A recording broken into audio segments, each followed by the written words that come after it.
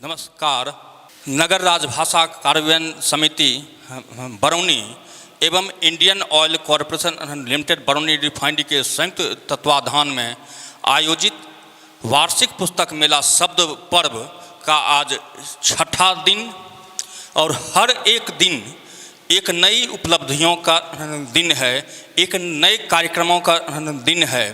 और आपको यह बात मालूम ही है कि दिनांक 7 अप्रैल 2023 से हमारा यह वार्षिक पुस्तक मेला कल्याण केंद्र के सभागार में आयोजित हुआ। कि साहित्य भी हमें सिखाता है और सिनेमा भी सिखाता है, लेकिन सिनेमा का जो अपना जो वर्ग है, उस वर्ग में समाज के सभी वर्ग चाहे साक्षर हों या निरक्षर हों, दोनों वर्ग शामिल हैं। लेकिन अगर हम साहित्य की चर्चा करें तो जो साक्षर लोग हैं या जो बुद्धिजीवी वर्ग हैं, वह साहित्य की ओर अधिक झुके हुए रहते हैं, या यूँ कहें कि उनका झुकाव साहित्य की ओर अधिक रहता है। और ढेर सारी बातें यहाँ पे होगी, सार्थक बातें होगी, ज्ञानवर्धक बातें होगी, और वो तमाम बातें छुए अनछुए पहलू कि साहित्य और सिनेमा में क्या संबंध है, पहली फिल्म कब आई थी, चाहे वर्ष 1913 की बात हो या उसके आगे कहाँ से साहित्य आगे बढ़ा, कहाँ से फिलहाल वह अवसान की ओर है, और सिनेमा की क्या वर्तमान स्थिति है, साहित्य और सिनेमा में कैसा संबंध है, कैसा संबंध होना चाहिए, और सिनेमा में संवाद कैसे हों, साहित्य का अधिक से अधिक इस्तेमाल कैसे हों। तो इसके लिए अब हम यह मंच समर्पित करते हैं आदरणीय नीलेश सर को हैं। तो उसके लिए हम अनुरोध करते हैं आदरणीय आशीष सांडिल्य सर, सहायक प्रबंधक मानव संसाधन बरौनी कानपुर पाइपलाइन सर से हमारा विनम्र अनुरोध कि वे आदरणीय डॉक्टर कुमार विमलेंदु सर का स्वागत करें, उनका सम्मान करें, और एक बार जोरदार तालियां बजनी चाहिए अपनी ओर से। खामोशी का भी एक अपना वक्त होता है। और यह सर पौधा, अब हमारा विनम्र अनुरोध कल्याण केंद्र के ऊर्जावान एवं लोकप्रिय सचिव उतनी हम होगी, विद्या ददाति विनियम के साक्षात उदाहरण हैं, डॉक्टर उन्हें सम्मानित कर रहे हैं जोरदार तालियों के गड़गड़ाहट के बीच।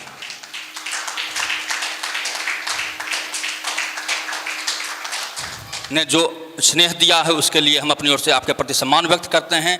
अब हम यह मंच पूर्ण रूप से समर्पित करते हैं आदरणीय डॉक्टर नीलेश सर। पहले तो मैं नगर राजभाषा कार्यान्वयन समिति बरौनी एवं इंडियन ऑयल कॉरपोरेशन परिवार को बहुत बहुत धन्यवाद देता हूं कि वो लगातार जब से मैं इस शहर में आया हूं अपने प्राध्यापकीय जीवन में, तो बच्चों के लिए, इस शहर के लोगों के लिए जो ये शब्द पर्व नामक एक अनूठा कार्यक्रम प्रत्येक साल जो आयोजित कर रहे हैं, और उसके लिए मैं विशेष रूप से इंडियन ऑयल कॉरपोरेशन परिवार को धन्यवाद देता हूं।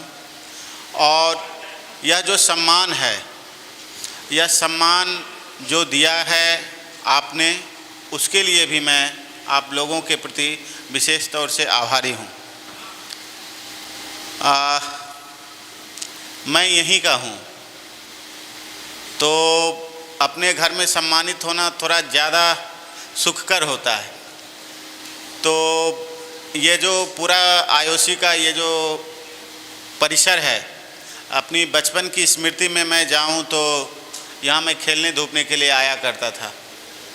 और फिर एक समय के बाद जो हर बिहारी की एक नियति है कि उसे जाना पड़ता है यहाँ से बाहर, तो फिर मैं अपनी उच्च शिक्षा के लिए बाहर गया। और लेकिन जो डेस्टिनी होती है कि फिर लौट के मैं फिर वहीं आ गया जहाँ से मैं गया था। और शरद हमारे मित्र हैं, दोस्त हैं। मेरे आने के बाद से लगातार, चाहे वो शहर में हो, शहर के विभिन्न महाविद्यालय हो या विद्यालय हो, पॉलिटेक्निक कॉलेज हो, लगातार जो सक्रियता है आईओसी के राजभाषा टीम की वो दिख रही है, विजुअल है। किसी से आप पूछ लीजिए, किसी शहर के पत्रकार से, किसी वीडियोग्राफर से, किसी से भी आप पूछ लीजिए, शहर के किसी चिकित्सक को, तो वो कहेंगे कि नहीं, इन दिनों जो है पिछले कुछ सालों में राजभाषा परिवार की जो है उपस्थिति है वो बहुत, मतलब उसे आप अच्छे तरीके से देख रहे हैं, समझ रहे हैं और महसूस कर रहे हैं। तो यह जो प्रक्रिया है, उम्मीद करता हूं कि आईओसी परिवार इसे निरंतर बरकरार रखेगा। जहां तक आज के विषय और आज की परिचर्चा पे है, साहित्य और सिनेमा, तो मुझे लगता है यहाँ बैठे सभी लोग दोनों में से किसी एक से ज़रूर अपना संबंध रखते। हो सकता है कि कुछ लोग साहित्य को अच्छे तरीके से जानते हैं, उसको पढ़ते हैं, उसको समझते हैं। आप जो पीछे बैठे हुए दर्शक हैं, हो सकता है वो साहित्य को उस तरह से नहीं जानते समझते हैं, लेकिन सिनेमा को ज़रूर जानते समझते हैं। किस सिनेमा को जानते हैं ये महत्वपूर्ण नहीं है, लेकिन आप सिनेमा को जान रहे हैं। सिनेमा के भीतर सिनेमा के कई रूप हैं। तो हम लोग साहित्य और सिनेमा के जो अंतर संबंध हैं उस पर बातचीत रखेंगे विमलेंदु भैया से, जाने माने फिल्म समीक्षक और नाटक के ये बहुत मज़े कलाकार हैं। इनकी शुरुआत भैया की और साहित्य से इनका संबंध है। बीएचयू में ये अंग्रेजी विभाग, अंग्रेजी से एमए हैं, बीए में, फिर अंग्रेजी से ही इनकी पीएचडी है। तो साहित्य में इन्होंने पीएचडी कर रखी है, लेकिन इनका वर्क जो है वो सिनेमा और थिएटर पे है, यानी नाटक और सिनेमा पे है। तो भैया से मैं साहित्य और सिनेमा के अंतर संबंध पे आज की इस परिचर्चा में बात रखूँगा। बात आपस में जो भी संवाद होंगे, उम्मीद करूँगा और उम्मीद रखता हूँ कि आप सब लोगों के लिए वो कुछ ना कुछ जो है जानने लायक हो। तो सबसे पहले भैया आपका बहुत बहुत इस कार्यक्रम में स्वागत है। बहुत धन्यवाद नीलेश। और मेरा सबसे पहला सवाल जो है, साहित्य और सिनेमा के जो अंतर संबंध हैं वो एक दूसरे को कहाँ तक प्रभावित करते हैं? बेसिक सवाल। नहीं, बहुत सुंदर सवाल है। सबसे पहले मैं बताता चलूं कि ये जो आप सब लोग सुन रहे हैं उनके लिए जानना बहुत ज़रूरी है कि विश्व सिनेमा और भारतीय सिनेमा, ये दोनों की उम्र में बहुत फ़र्क नहीं है, 15-20 साल का अंतर है। 1898 में विश्व सिनेमा शुरू होता है और 1913 से भारतीय सिनेमा शुरू होता है। अब बात आती है साहित्य की और सिनेमा की। तो सिनेमा जब भारत में बनना शुरू हुआ, हम भारतीय सिनेमा की ही बात कर लेते हैं। आप सबको पता है, अब पढ़ते लिखते और देखते हुए, कि दादा साहब फाल्के ने पहली फिल्म बनाई थी हरिश्चंद्र 1913 में। लेकिन 1913 में हरिश्चंद्र के आने के पहले 12 साल जो बीते थे, वहाँ पर साहित्य और सिनेमा का बड़ा गहरा संबंध देखने को मिलता है कि भारत में सिनेमा का जन्म ही साहित्य की वजह से हुआ। हरिश्चंद्र, जाहिर सी बात है, 1900 या 20वीं शताब्दी के पूर्वार्ध में किसी ने हरिश्चंद्र को देखा नहीं था, कहानियों में पढ़ा था या नाटकों में देखा था। एक बार की बात है कि 1901 में 2 में दादा साहब फाल्के पर्दे पर मुंबई में कुछ स्टिल्स देख रहे थे, स्थिर चित्र, जिसका नाम था लाइफ ऑफ क्राइस्ट। जब जीसस क्राइस्ट के जीवन को देख रहे थे। जीसस क्राइस्ट के जीवन को प्रदर्शित करने वाला साहित्य है बाइबल, जो बहुत ज़्यादा प्रचलित था उन दिनों हमारे देश में। चीज़ें चल रही थी क्योंकि अंग्रेज़ों का शासन था, क्रिश्चियनिटी फैल रही थी, लोग जीसस को पढ़ते थे, जीसस के बारे में जानते थे। ठीक उसी तरीके से हरिश्चंद्र की कथाएं भी बच्चे सुनते थे, बड़े सुनते थे, उनका नाटक होता था। हरिश्चंद्र कहीं ना कहीं साहित्य का एक बहुत बड़ा किरदार था। तो फाल्के साहब के दिमाग में एक बात आई कि जब क्राइस्ट का जीवन देखकर इतना मज़ा आ रहा है पर्दे पर, तो अगर हम यहाँ पर राम को देखें या अपने भगवान को देखें, कृष्ण को देखें, तो कितना मज़ा आएगा। तकनीक उतना डेवलप नहीं था, तो उन्होंने हरिश्चंद्र को चुना और हरिश्चंद्र पर फिल्म बनाई। तो हरिश्चंद्र, जैसा कि मैंने पहले ही कहा कि नाटक कहानियाँ का हिस्सा रहे हैं, साहित्य का हिस्सा रहे हैं, वो किरदार नाटकों और कहानियों से ही आता है। तो जो पहली फिल्म बनी वो साहित्य से ही निकल कर आई। आगे जब हम बढ़े, इसका इतना प्रभाव पड़ा, ये क्रांति थी, हरिश्चंद्र का बनना हिंदुस्तान में क्रांति थी।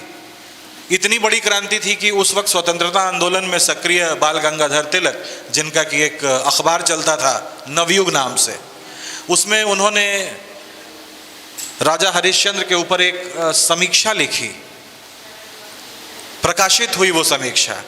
ये भारत में प्रकाशित पहली समीक्षा थी किसी फिल्म की। और बाल गंगाधर तिलक ने ये आग्रह किया फाल्के साहब से कि आप और भी फिल्में ऐसी बनाएं और स्वतंत्रता आंदोलन में भारत का साथ दें। किन्हीं कारणों से फाल्के साहब ने ऐसा नहीं किया, क्योंकि उस समय राष्ट्रीयता पर बात करना या उस पर फिल्म बनाना सीधा सीधा पॉज लग जाता और फिर सिनेमा का ग्रोथ नहीं होता। तो शायद दूरदृष्टि थी उनकी, उन्होंने इसमें बहुत ज़्यादा पार्टिसिपेट नहीं किया। बात आगे बढ़ी, हरिश्चंद्र से हम राम की तरफ गए, कृष्ण की तरफ गए, तुकाराम, संत तुकाराम की तरफ गए। ऐसे कई धार्मिक और मिथकीय किरदारों पर फिल्में बनना शुरू हो गई। 30 का दशक आते आते जितने बड़े साहित्यकार थे भारत के, जिनमें सबसे प्रमुख मैं नाम लूं रविंद्रनाथ टैगोर का। रविंद्रनाथ टैगोर की कुछ कहानियां जैसे नौका डूबी, मनभंजन, बिरह, ऐसे कई कहानियों पर फिल्में बनी और उन्होंने इसकी अनुमति दी। उनको बड़ा अच्छा लग रहा था कि उनकी कहानियों पर फिल्में बन रही थी। ये सीधा सीधा घुसना था साहित्य का, जिस तौर पर आप साहित्य को समझते हैं, किताबों को, नॉवेल्स को या कहानियों को। तो टैगोर के नॉवेल्स पे ठीक फिल्में बनना शुरू हो गई और टैगोर को इससे कोई आपत्ति नहीं थी। ये बड़ा सुखद दौर था। 30 के दशक में ही ऐसा भी हुआ कि हमारे देश के जितने बड़े साहित्यकार थे उनमें से काफ़ी लोग मुंबई की तरफ चले गए कि वो सिनेमा में लिखेंगे और उन्हें पैसे मिलेंगे। कोई एक बात तय थी कि फिल्मों से पैसा आता था और साहित्यकार जो अमूमन ऐसे साहित्य साधते थे अपने जगहों पर रहकर, उनके पास सब कुछ था, ख्याति थी, धन नहीं था। धन अर्जन साहित्य से कर पाना उस दौर में बहुत संभव नहीं था। तो कई साहित्यकार उठकर बंबई चले गए, उपेंद्र नाथ अश्क और सबसे प्रमुख प्रेमचंद। मैं वहीं आने वाला था भैया। प्रेमचंद हिंदी साहित्य में या कहिए भारतीय साहित्य जो है, तो भारतीय साहित्य में प्रेमचंद का स्थान बहुत ऊंचा है। उपन्यास हो, कहानी हो, उन्होंने नाटक भी लिखे, उनके बहुत सारे जो हैं वो विचारपरक लेख हैं। तो प्रेमचंद जब जाते हैं बम्बई और वो जब पटकथा लेखन में जाते हैं, तो साहित्य क्या होता है कि साहित्यकार वो अमूमन अपने समाज को देखता है और समाज को देखने के बाद वहाँ से बहुत सारी चीज़ों को एब्जॉर्ब करके और फिर उसका जो है वो अपने तरीके से अपनी भाषा में जो है उसे प्रस्तुत करता है। बिल्कुल। लेकिन जब प्रेमचंद जाते हैं बनारस से बम्बई, तो उन्हें वहाँ वितृष्णा हो जाती है उस पूरे इंडस्ट्री से, वो जो उद्योग पनप रहा होता है। बिल्कुल। उन्हें लगता है कि एक एलियनेशन है, इस पूरे समूह में एक एलियनेशन है। बिल्कुल। तो उतना बड़ा साहित्यकार नहीं, ये एक वो सिनेमा के शुरुआती दिनों में ही उस पूरे इंडस्ट्री से अपने को एलियनेट महसूस कर रहा था। बिल्कुल। इसके पीछे क्या कारण है? इसके पीछे कारण ये था कि प्रेमचंद सिद्धहस्त साहित्यकार तो थे ही, प्रमाणित हो चुका था। फिल्मों की दुनिया जो बनी थी, मैं आपको बताऊं कि अंग्रेज़ों के आने के बाद, जैसे भारतीय फिल्मों में संगीतों की भी प्रधानता थी, जब आलम आरा बन गई उसके बाद जब बोलती फिल्में आने लगी तो उसमें संगीत की भी प्रधानता हो गई। गीत होते थे, गज़लें होती थी, गाने होते थे, लोग गाते थे, नाचते थे। और ये वो दौर था जब महिलाओं का फिल्मों में काम करना अच्छा नहीं माना जाता था, उनको अनुमति नहीं थी फिल्मों में काम करने की। दूसरी एक और बड़ी घटना ये हुई थी कि अंग्रेज़ों ने बहुत सारे कोठों पर, जो कोठे उस वक्त हुआ करते थे जिसमें तवायफ़ें गाना गाती थीं और प्रिंसेस जो होते थे, राजकुमार या ज़मींदार, उनको एंटरटेन करती थीं, और सिर्फ यही होता था वहाँ और कुछ नहीं होता था। जो कोठा का स्वरूप आज आप समझते हैं वो उस समय नहीं था। तो तवायफ़ों पर भी बंदिश लग गई गाना गाना और इस तरीके से कोठे चलाना ये बंद हो गया, और हिंदी सिनेमा को ठीक उसी समय ज़रूरत थी गाने बजाने वाले लोगों की। तो जो सबसे बड़ा माइग्रेशन हुआ प्रोफेशनल्स का, प्रोफेशनल सिंगर्स का, म्यूजिशियंस का, वो कोठों पर काम करने वाले, नाचने वाले, गाने वाली महिलाएं, ये सब फिल्मों में आ गई ज़्यादातर। और जब प्रेमचंद पहुँचे बनारस से, वहाँ एक बड़ी रोचक बात है, बड़ा रोचक प्रसंग है। 1935 में एक पत्रिका छपती थी सुधा, जिसके कि जुलाई के अंक में प्रेमचंद ने लिखा है, उसके 1 साल बाद या 2 साल बाद उनका निधन भी हो गया। वो मुंबई से बड़ा खिन्न होकर लौटे और उन्होंने लिखा कि ये बेकार जगह है, यहाँ कला वाला से कोई मतलब नहीं है, यहाँ सिर्फ दुष्चरित्र लोग हैं और मुनाफा कमाना इनका एकमात्र ध्येय है। तो हो सकता है कि प्रेमचंद जिन प्रोडक्शन हाउसेस के लिए लिख रहे थे, ऐसा हुआ भी था, वहाँ कला से विशेष मतलब नहीं था। आरदेशिर ईरानी जो कि पारसी थिएटर के बहुत बड़े पुरोधा थे, उनका भी एकमात्र लक्ष्य था कि पैसे कमाए जाए, थिएटर परफॉर्मेंसेज हों, पैसे हों, या फिल्में भी जब बनाई उन्होंने तो पैसे कमाने के लिए बनाया। बड़े बड़े जो दिग्गज लोग थे वो सब पैसों के लिए ही फिल्में बनाते थे, फिल्में लगाते थे। प्रेमचंद ने एक पटकथा लिखी थी एक फिल्म की जिसका नाम था मजदूर, जो फिल्म रिलीज़ हुई लेकिन सफल नहीं हुई, उस पर बहुत रोक लगा दिया गया। कारण ये था कि मजदूर में प्रेमचंद ने, जैसा कि नीलेश ने बहुत सही कहा, कि समाज में जो देखा, एक मजदूर की ज़िंदगी में जो समस्याएं होती हैं वही दिखाई, और स्ट्राइक करना, हड़ताल करना जस्टिफाई किया। और जो पैसे लगाने वाले थे वो सब, जितने लोग थे वो सब पूंजीपति थे जिनकी अपनी खुद की फैक्ट्री थी। तो उनको लगा कि इससे डिसकंटेंट फैलेगा, इससे प्रेमचंद को काम मिलना बंद हो गया। प्रेमचंद के ही साथ गए उपेंद्र नाथ अश्क, उन्होंने ऐसा कुछ नहीं किया, बस गज़लें लिखते रहे, खूबसूरती का बखान करते रहे, तो वो टिक गए। ऐसे बहुत सारे लोग वहाँ टिक गए, साहिर भी गए, अच्छे शायर थे, वो भी टिक गए, लेकिन प्रेमचंद को लौटना पड़ा। मेरा एक सवाल है भैया, कि ये जो थिएटर है, खास करके पारसी थिएटर जी, उस समय तो पूरे बम्बई में पारसी थिएटर का बोलबाला था, बिल्कुल, और पूरे हिंदुस्तान में इप्टा की स्थापना हो चुकी थी। प्रगतिशील लेखक संघ 1936 में बन गया, 1942 में बम्बई में ही इप्टा में वो सारे लोग शामिल थे जो हिंदी सिनेमा में उस समय बिल्कुल अपना काम कर रहे थे। बिल्कुल। तो मेरा ये कहना है कि साहित्य का जो नाटक वाली विधा है, क्या वो सबसे ज़्यादा प्रभावित किया हिंदी सिनेमा को, या फिर जो कहानी जो है उसने ज़्यादा प्रभावित किया हिंदी सिनेमा को? नहीं, नाटकों में जो प्रवृत्तियां रही हैं, आप देखेंगे भारत में जो नाटक लिखे गए, जो अच्छे नाटककार हुए, वो सारे इप्टा के संस्थापना के बाद ही हुए। लिखा जयशंकर प्रसाद ने भी नाटक है, लेकिन आप सब जानते हैं साहित्य का विद्यार्थी होने के नाते कि उनके नाटकों का मंचन करना थोड़ा कठिन है। और भारत में उस समय तक तकनीक इतनी डेवलप नहीं थी कि थिएटर पे, मंच पे युद्ध को दिखाया जा सके, या मल्टीट्यूड ऑफ पीपल, क्राउड को भीड़ को दिखाया जा सके। ऐसा संभव नहीं था उस समय, ये संभव नहीं था। तो जाहिर सी बात है कि नाटकों का प्रभाव तो पड़ा ही। नाटकों का प्रभाव ये पड़ा कि एक्टिंग जो थी, मेथड एक्टिंग, ये बड़ी प्रचलित हुई भारतीय फिल्मों में। लेकिन नाटकों से, जो कि नाटककार, जैसा कि मैंने बताया जयशंकर प्रसाद जैसे नाटककार थे, और भी बहुत जो नाटक लिखे गए, वो मंच पर उनका परफॉर्म कर पाना वो बहुत कठिन था। तो जो मेथड एक्टिंग थी पारसी थिएटर में, कुछ स्पेशल इफेक्ट्स जो होते थे, एक और चीज़ थी कि वहाँ पर हीरोइंस काम करती थी, महिलाएं काम करती थी। इसने दरवाजे खोले महिलाओं को आने के लिए।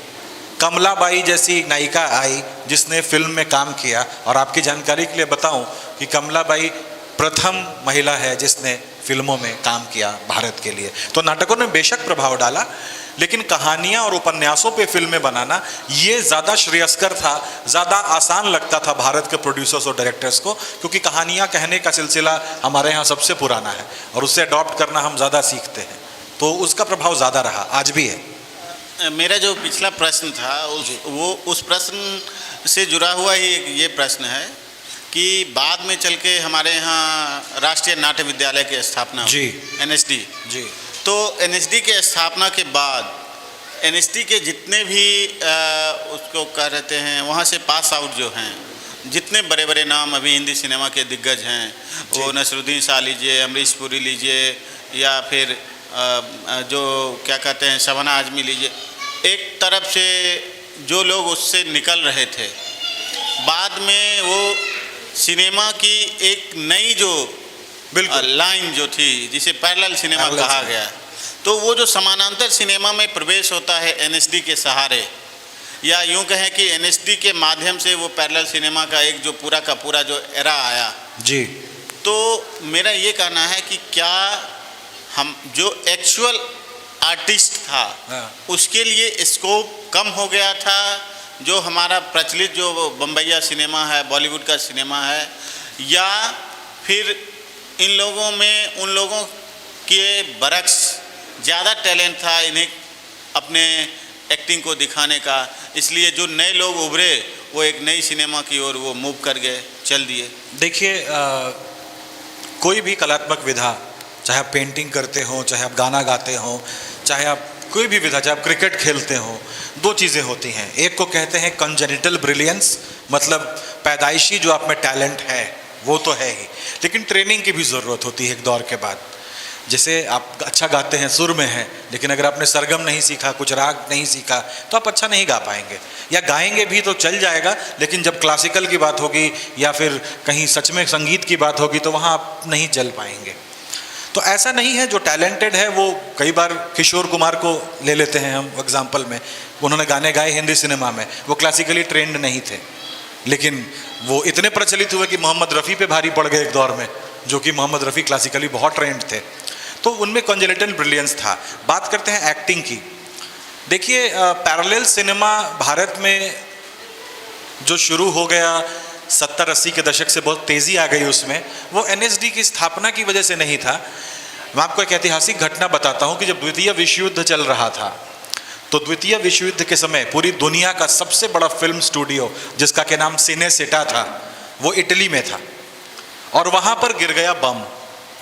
तो जैसे आज हमारे यहाँ फिल्म स्टूडियोज़ हैं, फिल्म सिटी है, साउथ में भी बहुत बड़ी फिल्म सिटी है, नोएडा में है, नोएडा में बन रही है, मुंबई में कई स्टूडियोज़ हैं, वैसे एक स्टूडियो जो था विश्व का सबसे बड़ा, जिसका नाम सिनेसेटा था, वो इटली में था। उस पर बम गिर गया तो बहुत आधा से ज़्यादा ध्वस्त हो गया। अब डायरेक्टर्स के पास जगह नहीं थी, बने बनाए सेट्स नहीं थे जहाँ वो शूट कर सके, तो एक मुहिम चली कि सारे डायरेक्टर्स, जो उस समय के प्रचलित डायरेक्टर्स, जिसमें सबसे बड़ा नाम है देसिका, फेलिनी, रोसेलिनी, ये सब अपना अपना कैमरा उठाकर सड़कों पर फिल्में बनाने लगे, एक्चुअल शूटिंग करने लगे। ये नियो रियलिज्म का दौर था, नव यथार्थवाद का दौर था, और ये सिनेमा के दुनिया में एकमात्र आंदोलन है आज तक का, नव यथार्थवाद, जहाँ यथार्थ को प्रदर्शित किया जाता है। और उसी का परिणाम हुआ कि भारत में ये शुरुआत तो हो ही चुकी थी, चाहे आप बिमल रॉय को ले लें, चाहे आप राज कपूर को ले लें, चाहे आप सत्यजीत रे को ले लें, चाहे आप ऋत्विक घटक को ले लें, जितने भी बड़े फिल्म मेकर्स थे इंडिया में, ये सब इटालियन नियो रियलिज्म को ही फॉलो कर रहे थे ओरिजिनल चीज़ें शूट करने में, और कॉमर्शियल वे में फिल्में अलग से सक्सेसफुल हो रही थी, उनका अलग मार्केट था।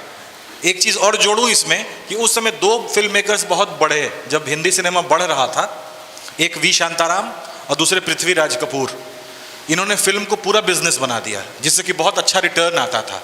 और जब कोई बिजनेस स्थापित हो जाता है तो कोई भी व्यक्ति चाहता है कि आने वाली नस्लें भी उससे लाभान्वित हों, उनको भी वो मुनाफा मिलता रहे, और यहीं से शुरू हुआ कि पृथ्वीराज कपूर के तीनों बेटे एक्टर ही बने, आज तक उनके एक्टर ही बन रहे हैं। वी शांताराम के सारे रिलेटिव्स एक्टर्स प्रोड्यूसर्स ही बने, आज तक वही बन रहे हैं। तो ये चलता रहा, ये चलन शुरू हो गया। तो ये लोग टैलेंटेड थे या नहीं थे, इनके पास एक पूरी मशीनरी थी कि ये लॉन्च हो सकते थे।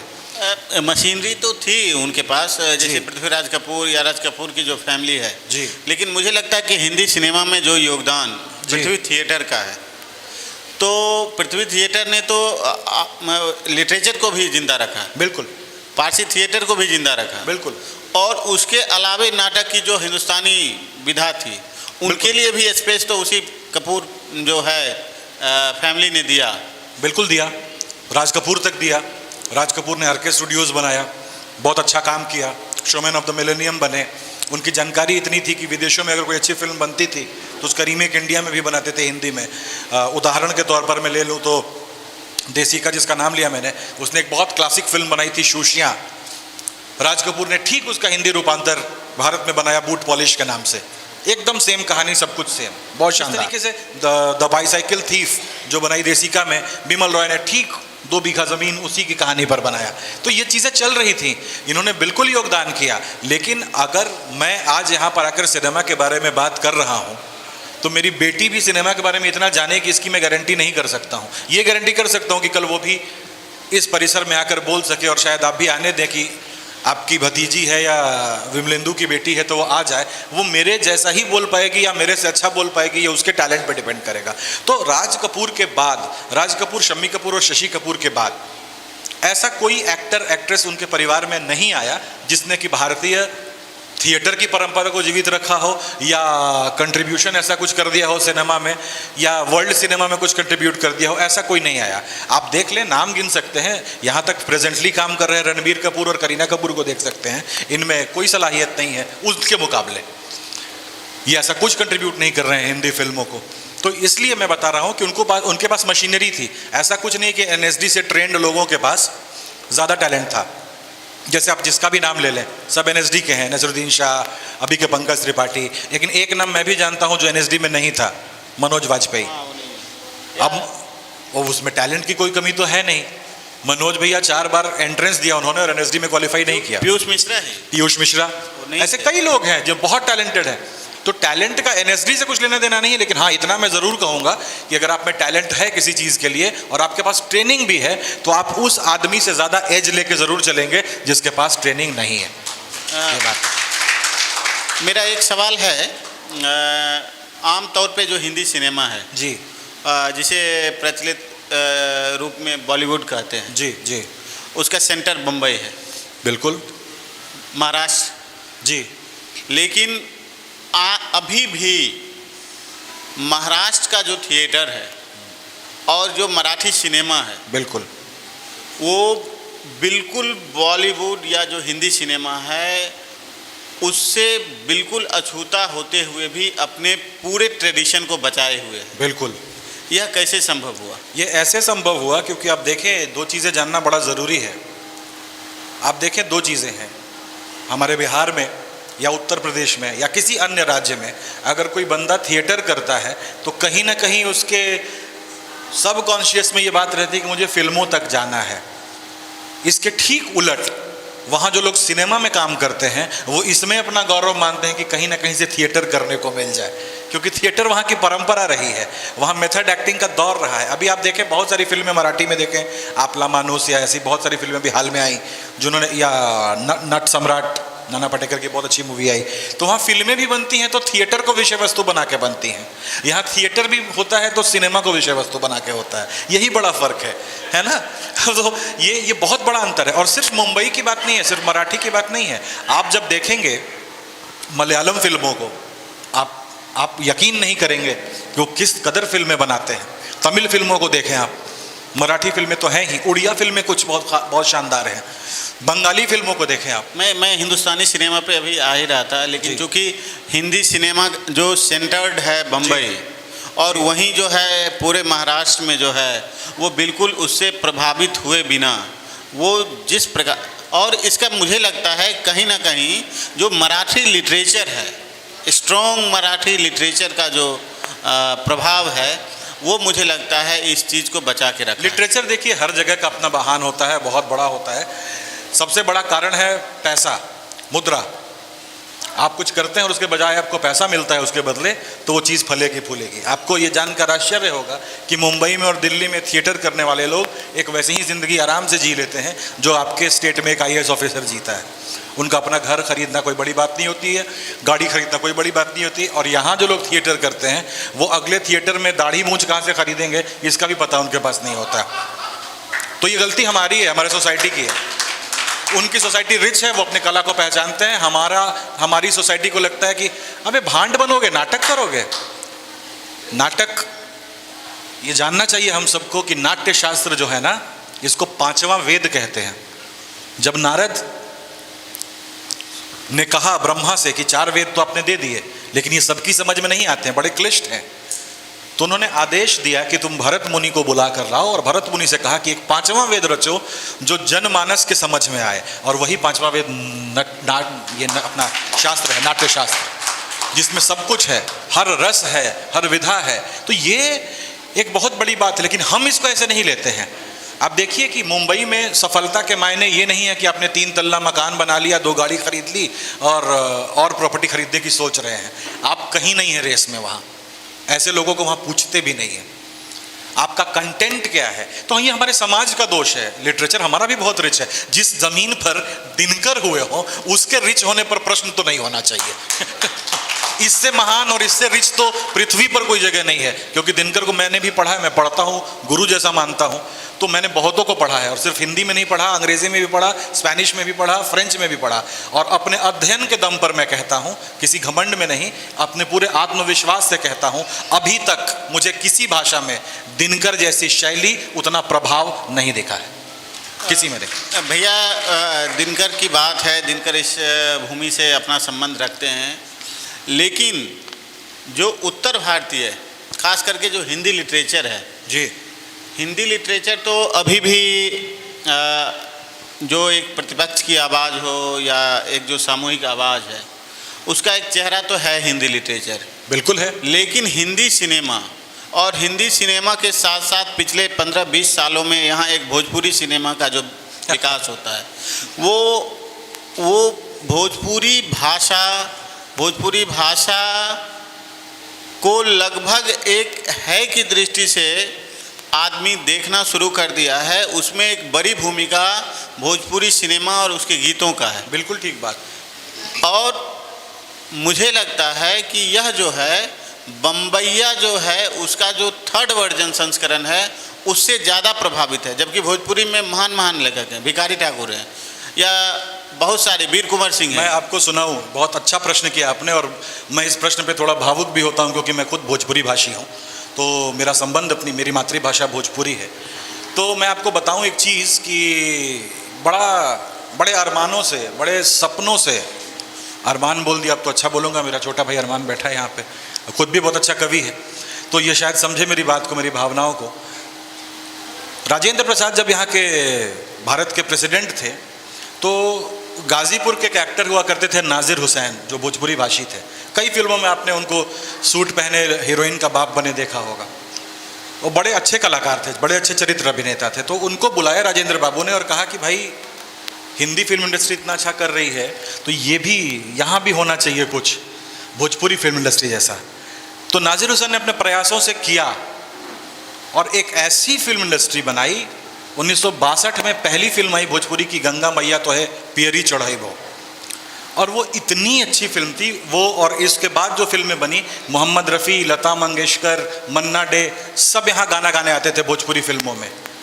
लेकिन बाद में जो हुआ, अब का जो भोजपुरी सिनेमा है वो सिनेमा नहीं है, वो लौंडा नाच का एक्सटेंडेड फॉर्म है, तो वो सिनेमा है ही नहीं। मैं आपको 2 एग्जाम्पल देता हूँ। वल्गैरिटी आई कैसे, बता रहा हूँ। ये वल्गैरिटी, मैंने हमेशा कहा है कि सिर्फ कलात्मक प्रस्तुति करने वाले ही नहीं, कला का रसास्वादन करने वालों पर भी उतनी ही जिम्मेदारी होती है कि कौन सी चीज़ फलेगी फूलेगी। लगावे जब लिपस्टिक, ये सुन के अगर हम लोग नाचना बंद कर दें तो वो कल से बजना बंद हो जाएगा, लेकिन हम तो हमेशा ताली बजाते हैं। मैं आपको बताऊँ, लिपस्टिक वाला वो जो गाना गाया है उन्होंने, आप सबने सुना होगा। मैं आपको एक गीत सुनाता हूँ, सुनिए। ये विदेशिया फिल्म का गीत है और महेंद्र मिश्र का लिखा हुआ है, पूर्वी है। आप सुनिए और इसका दर्द समझिए, शायद आप मतलब भी समझे। मैं सुनाता हूँ, इसको सुनिएगा। हंसी हंसी पनवा खियाले बे मनवा, हंसी हंसी पनवा खियाले बे मनवा, कि अब न बसे रे परदेस, कोरी रे चुनरिया में दगिया लगाई गईले, मारी के करजवा में ठेस। ये माधुर्य सुनिए। इसका मतलब कि जब हम शहर में रहने आते हैं अपने शहर को छोड़ के, मतलब कुछ भी हो सकता है गाने का, लेकिन मैंने जो समझा वो सुनिए कि वो शहर में जब आदमी आता है तो हर आदमी उसको बेईमान की तरह स्वागत करता है, आओ आओ रहो रहो रहो। लेकिन उस आदमी को रियलाइज़ होता है कि जो मैं छोड़ के आया हूँ वो ज़्यादा बड़ा था, मुझे अभी भी वहाँ की याद आती है और उसको हमेशा ठेस लगती रहती है। एक और गीत है वहाँ पर, आपने सुना होगा कि सोनवा के पिंजड़ा में बंद भइल चिरई के जियरा उदास। कि कितनी अच्छी पंक्तियां हैं।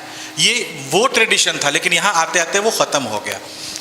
हमारे यहाँ की एक लोक गायिका हैं शारदा सिन्हा, अरे वाह, उन्होंने अपने वो जो परंपरा है महेंद्र मिश्र वाली, बहुत सुंदर। तो उनको उन्होंने नहीं छोड़ा है, उन्होंने जिंदा और रखा है। आज भी जो चाहे वो बम्बई सिनेमा हो। आपने मेरे प्रश्न का उत्तर दे दिया शारदा सिन्हा जी का नाम लेके। वो इतनी बड़ी कलाकार हैं, मैं इसलिए बोल रहा हूँ क्योंकि आप देखें कि कहाँ भोजपुरी, आपने बिल्कुल सही कहा कि ये लौंडा नाच वाले गीत बजा के हम लोग नाच रहे हैं, ताली बजा रहे हैं, क्योंकि हमें भी वो अच्छा लग रहा है जिसमें भद्रता है।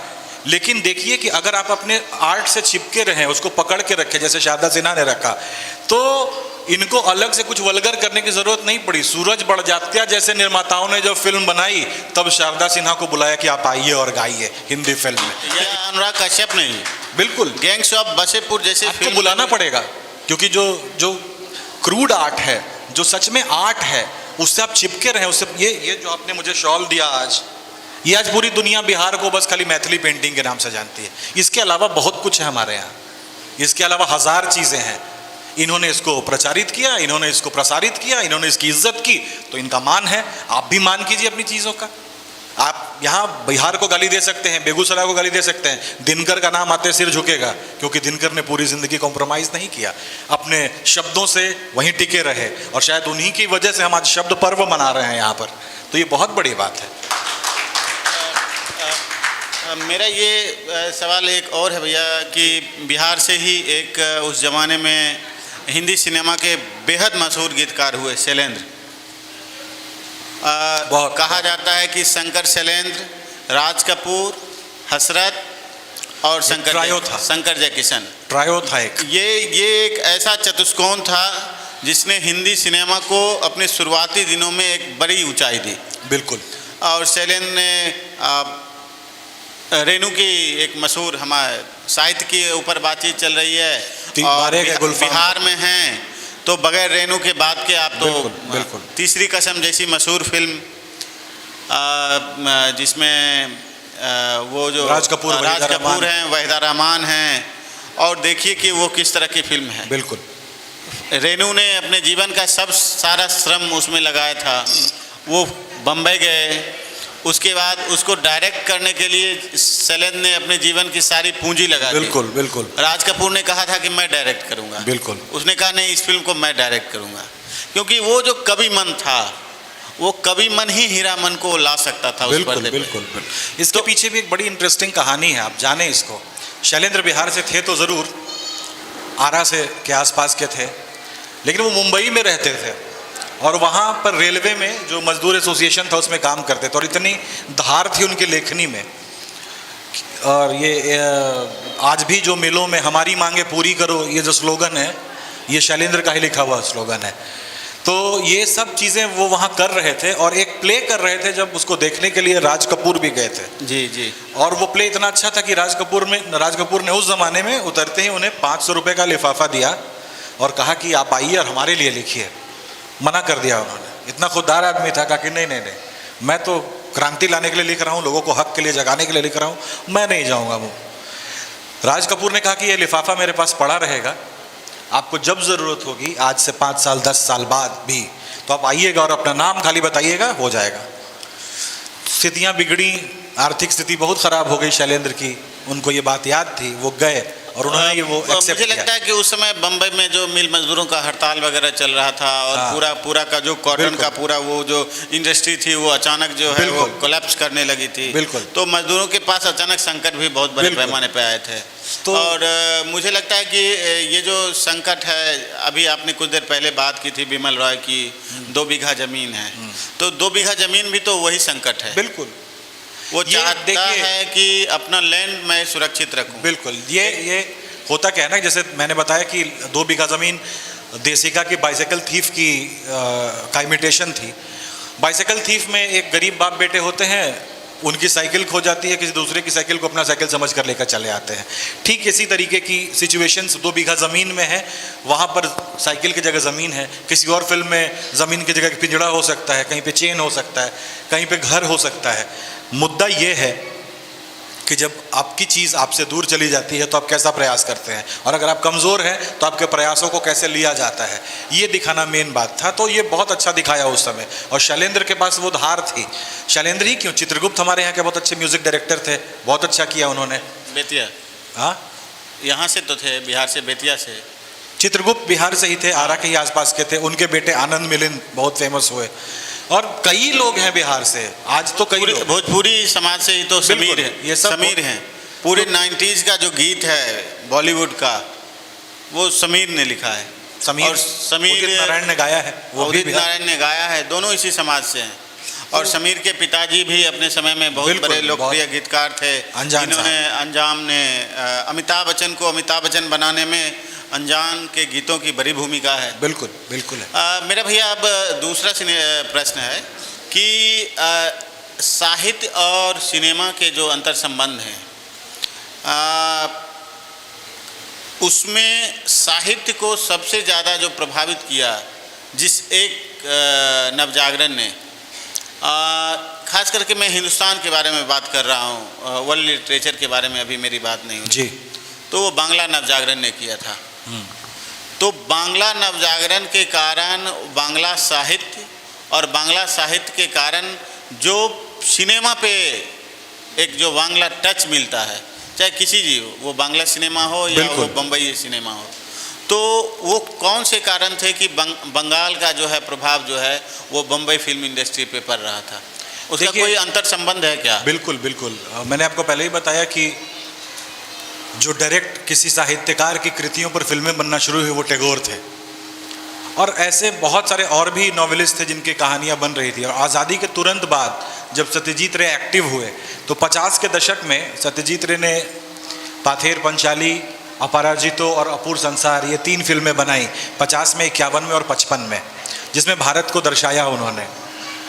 बंगाल का नवजागरण जो था वो बहुत कमाल का था, उसमें बहुत सारी चीज़ों को चैलेंज कर दिया गया था, जो धार्मिक कुरीतियाँ हैं उनको भी, जो अंधविश्वास हैं उनको भी, और कहीं ना कहीं ये सब चीज़ें फिल्मों में प्रदर्शित की जा रही थी। जैसे आप सत्यजीत रे को देखेंगे तो देवी फिल्म जो आई थी उसमें उन्होंने अंधविश्वासों पे आघात किया।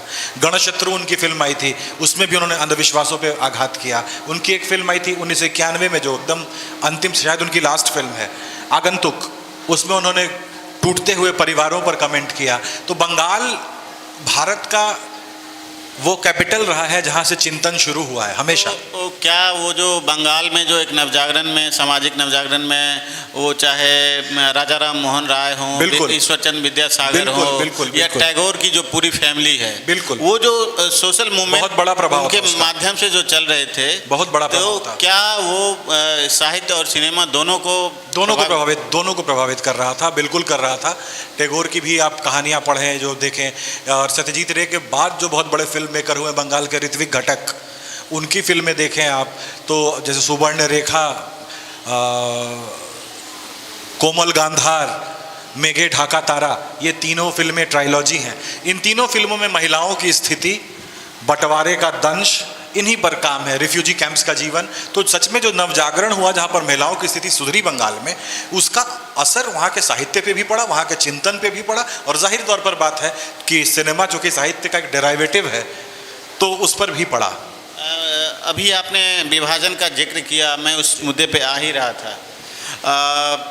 जो हिंदुस्तान और पाकिस्तान, और बाद में पाकिस्तान से अलग होकर पूर्वी पाकिस्तान बांग्लादेश के जो रूप में आया, साहित्य में कविता के माध्यम से विभाजन, खास करके हिंदी साहित्य में कविता में विभाजन की वो पीड़ा आपको देखने को कम मिलती है। बिल्कुल।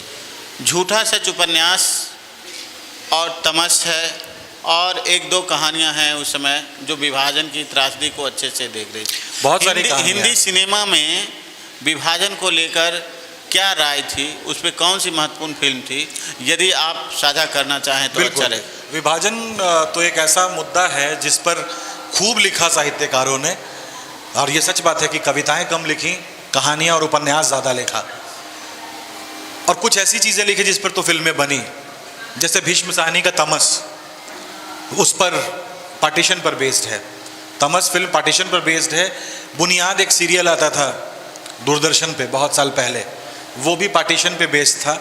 तो ऐसी कई चीज़ें आती रही जो पार्टीशन बेस्ड थी। हाल फिलहाल तक अभी एक फिल्म आई थी 1999-2000 में सनी देओल की गदर, वो पार्टीशन पे बेस्ड नहीं थी लेकिन एक इमेजिनेशन था जो पार्टीशन से रिलेटेड था कहीं ना कहीं। तो पार्टीशन हमेशा मुद्दा रहा है कहानियों का और उपन्यासों का, और कविताओं से ज़्यादा इसलिए रहा है कि कविताओं में आप भावावेश में कहीं दूर तक सफ़र कर सकते हैं, लेकिन जब सच्चाई आपके आँख के सामने मृत्यु और लुट जाना हो तो वहाँ कवित्व का सवाल नहीं होता, वहाँ एकमात्र प्रश्न होता है बच जाना, और उसमें किए गए सारे श्रम को कविता से ज़्यादा कहानियों में संचित करना इजी होता है। तो ये कुछ फिल्में थी। तमस एक बहुत अच्छी फिल्म थी MS सत्यू की गर्म हवा, वो आप ज़रूर सबको देखना चाहिए। गर्म हवा बहुत शानदार फिल्म है, और वो पार्टीशन का जनरली हिंदुस्तान में जब पार्टीशन पर बेस्ड फिल्में बनती हैं और अब बनती हैं तो ये दिखाया जाता है कि मुस्लिमों ने बहुत अत्याचार किया और मार भगाया अपने इलाके से लोगों को। गर्म हवा एक ऐसी फिल्म है जहाँ पर यह दिखाएगा कि पूरा हिंदुस्तान सफ़र हो रहा था। उस फिल्म का बिगिनिंग ही एक शेर से होता है कि मुल्क हुए तकसीम और आग उधर भी थी इधर भी, यही सच था। वो सर्वेश्वर की एक कविता है ना कि एक घर में लाश पड़ी हो तो दूसरे घर में आप खुशियाँ नहीं मना सकते। बिल्कुल वही बात थी। तो ये हो रहा था यहाँ। उसमें एक व्यापारी फैमिली को दिखाया जाता है, एक मुस्लिम व्यापारी फैमिली को, जिसके पूरे व्यापार जो कि बहुत बड़े बिजनेसमैन होते हैं और एकदम टूटता चला जाता है उनका परिवार। कारण होता है सिर्फ पार्टीशन। तो पार्टीशन ने ऐसा नहीं कि सिर्फ हिंदू को या सिर्फ क्रिश्चियन को या सिर्फ मुस्लिम को प्रभावित किया, उसने इंसानों को प्रभावित किया और भारत में बहुत कुछ टूट गया। सिर्फ मुल्क नहीं बटे, हमारे अंदर भी बहुत कुछ टूट गया जो आज तक टूटा है, और उसको बनने में अभी अरसों लगेंगे, बहुत वक्त लगेगा। 90s बेंचमार्क है, बहुत शानदार और वो हिंदुस्तान के लिए भी बेंचमार्क है।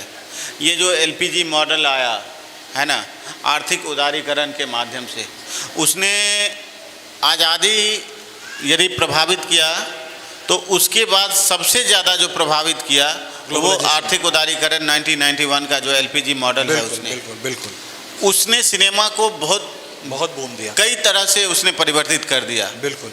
और उस परिवर्तित होते हुए सिनेमा के बीच एक हीरो जन्म लेता है, शाहरुख खान। बिल्कुल बिल्कुल। तो मैं ये जानना चाहता हूँ भैया आपसे कि शाहरुख की जो निर्मित है जी, उसे आप किस रूप में देखते हैं? क्योंकि एक जनरेशन है जो लगभग शाहरुख की फिल्मों के साथ भरा हुआ है। बिल्कुल बिल्कुल बिल्कुल। देखिए, शाहरुख के समय में एक चीज़ तय थी कि एक नया हीरो उठना था। अब वो शाहरुख ही होंगे कि नहीं, ये शाहरुख ने खुद बनाया अपने मेहनत से, अपनी लगन से, अपने आर्ट से। थोड़ी सी बात कर लेते हैं सामाजिक पृष्ठभूमि। तो 1991 में जो ग्लोबलाइजेशन आया था उसके बाद बहुत चीज़ें आसान हो गई। मतलब लोग एक राज्य से दूसरे राज्य भी जाने लगे, विदेशी कंपनियां यहाँ निवेश करने लगी, लोग विदेश भी जाने लगे, लोगों का मानसिक दायरा बढ़ा और उपयोग करने की चीज़ें जो थी उपभोक्तावादी और ज़्यादा हो गए। हम कंज्यूमरिज्म ज़्यादा बढ़ा हमारे यहाँ, कंज्यूमर सोसाइटी बढ़ी। एक ये कारण था। दूसरा कारण था कि अब लोग ऊब चुके थे वही माता पिता के खून का बदला लेते हुए हीरो को देखते हुए, है ना, या डाकू मंगल सिंह को देखते हुए जो घोड़ों पर दौड़ कर आता है और फिर अचानक से, लेकिन वो होता है रॉबिन हुड अंदर से। तो ऐसे हीरोज़ को देखते हुए लोग ऊब चुके थे। एक ही कहानी पूरी प्रेडिक्टेबल हो चुकी थी। मैं बताऊं रफ तौर पर, कहानी एक ही होती थी हिंदी सिनेमा में कि एक हीरो होता है, एक हीरोइन होती है, हीरोइन का बाप या उसका समाज हीरो से उसको मिलने नहीं देता है। हीरो बेचारा आवारा होता ही है खुद का, लेकिन दिल का अच्छा होता है। वो कैसे भी करके दुनिया में ये साबित कर देता है कि वो अच्छा है, सबको बचाता है। इसकी माँ मर जाती है, उसका बदला लेता है, सब मिल जाते हैं, and they lived happily ever after. ये कॉमन कोड था, एक कॉमन सूत्र था जिसको लगातार फॉलो किया जा रहा था, और इसको मनमोहन देसाई से लेकर केसी बोकाडिया तक ने इतना भुना लिया था कि अब वो चल नहीं रहा था। और चूंकि ग्लोबलाइजेशन का दौर आया था तो लोगों के जीवन में संपन्नता बढ़ी थी।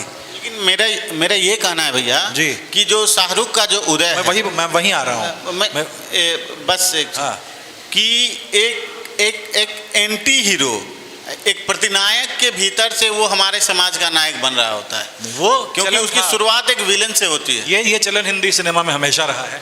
आप देखें, सुनील दत्त भी एंटी हीरो थे, वो गुंडा डाकू बनते थे, वहाँ से आए। शत्रुघ्न सिन्हा भी एंटी हीरो था, वो भी पहले विलन बनता था फिर हीरो हो गया। उसका अमिताभ बच्चन भी एंटी हीरो था। अमिताभ का आप डॉन देखें या बहुत सारी फिल्में देखें जिसमें वो एक अलग तरीके, तो ये ट्रेडिशन रहा है। शाहरुख ने इसको बड़ा कर दिया, शाहरुख ने इसको बड़ा कर दिया।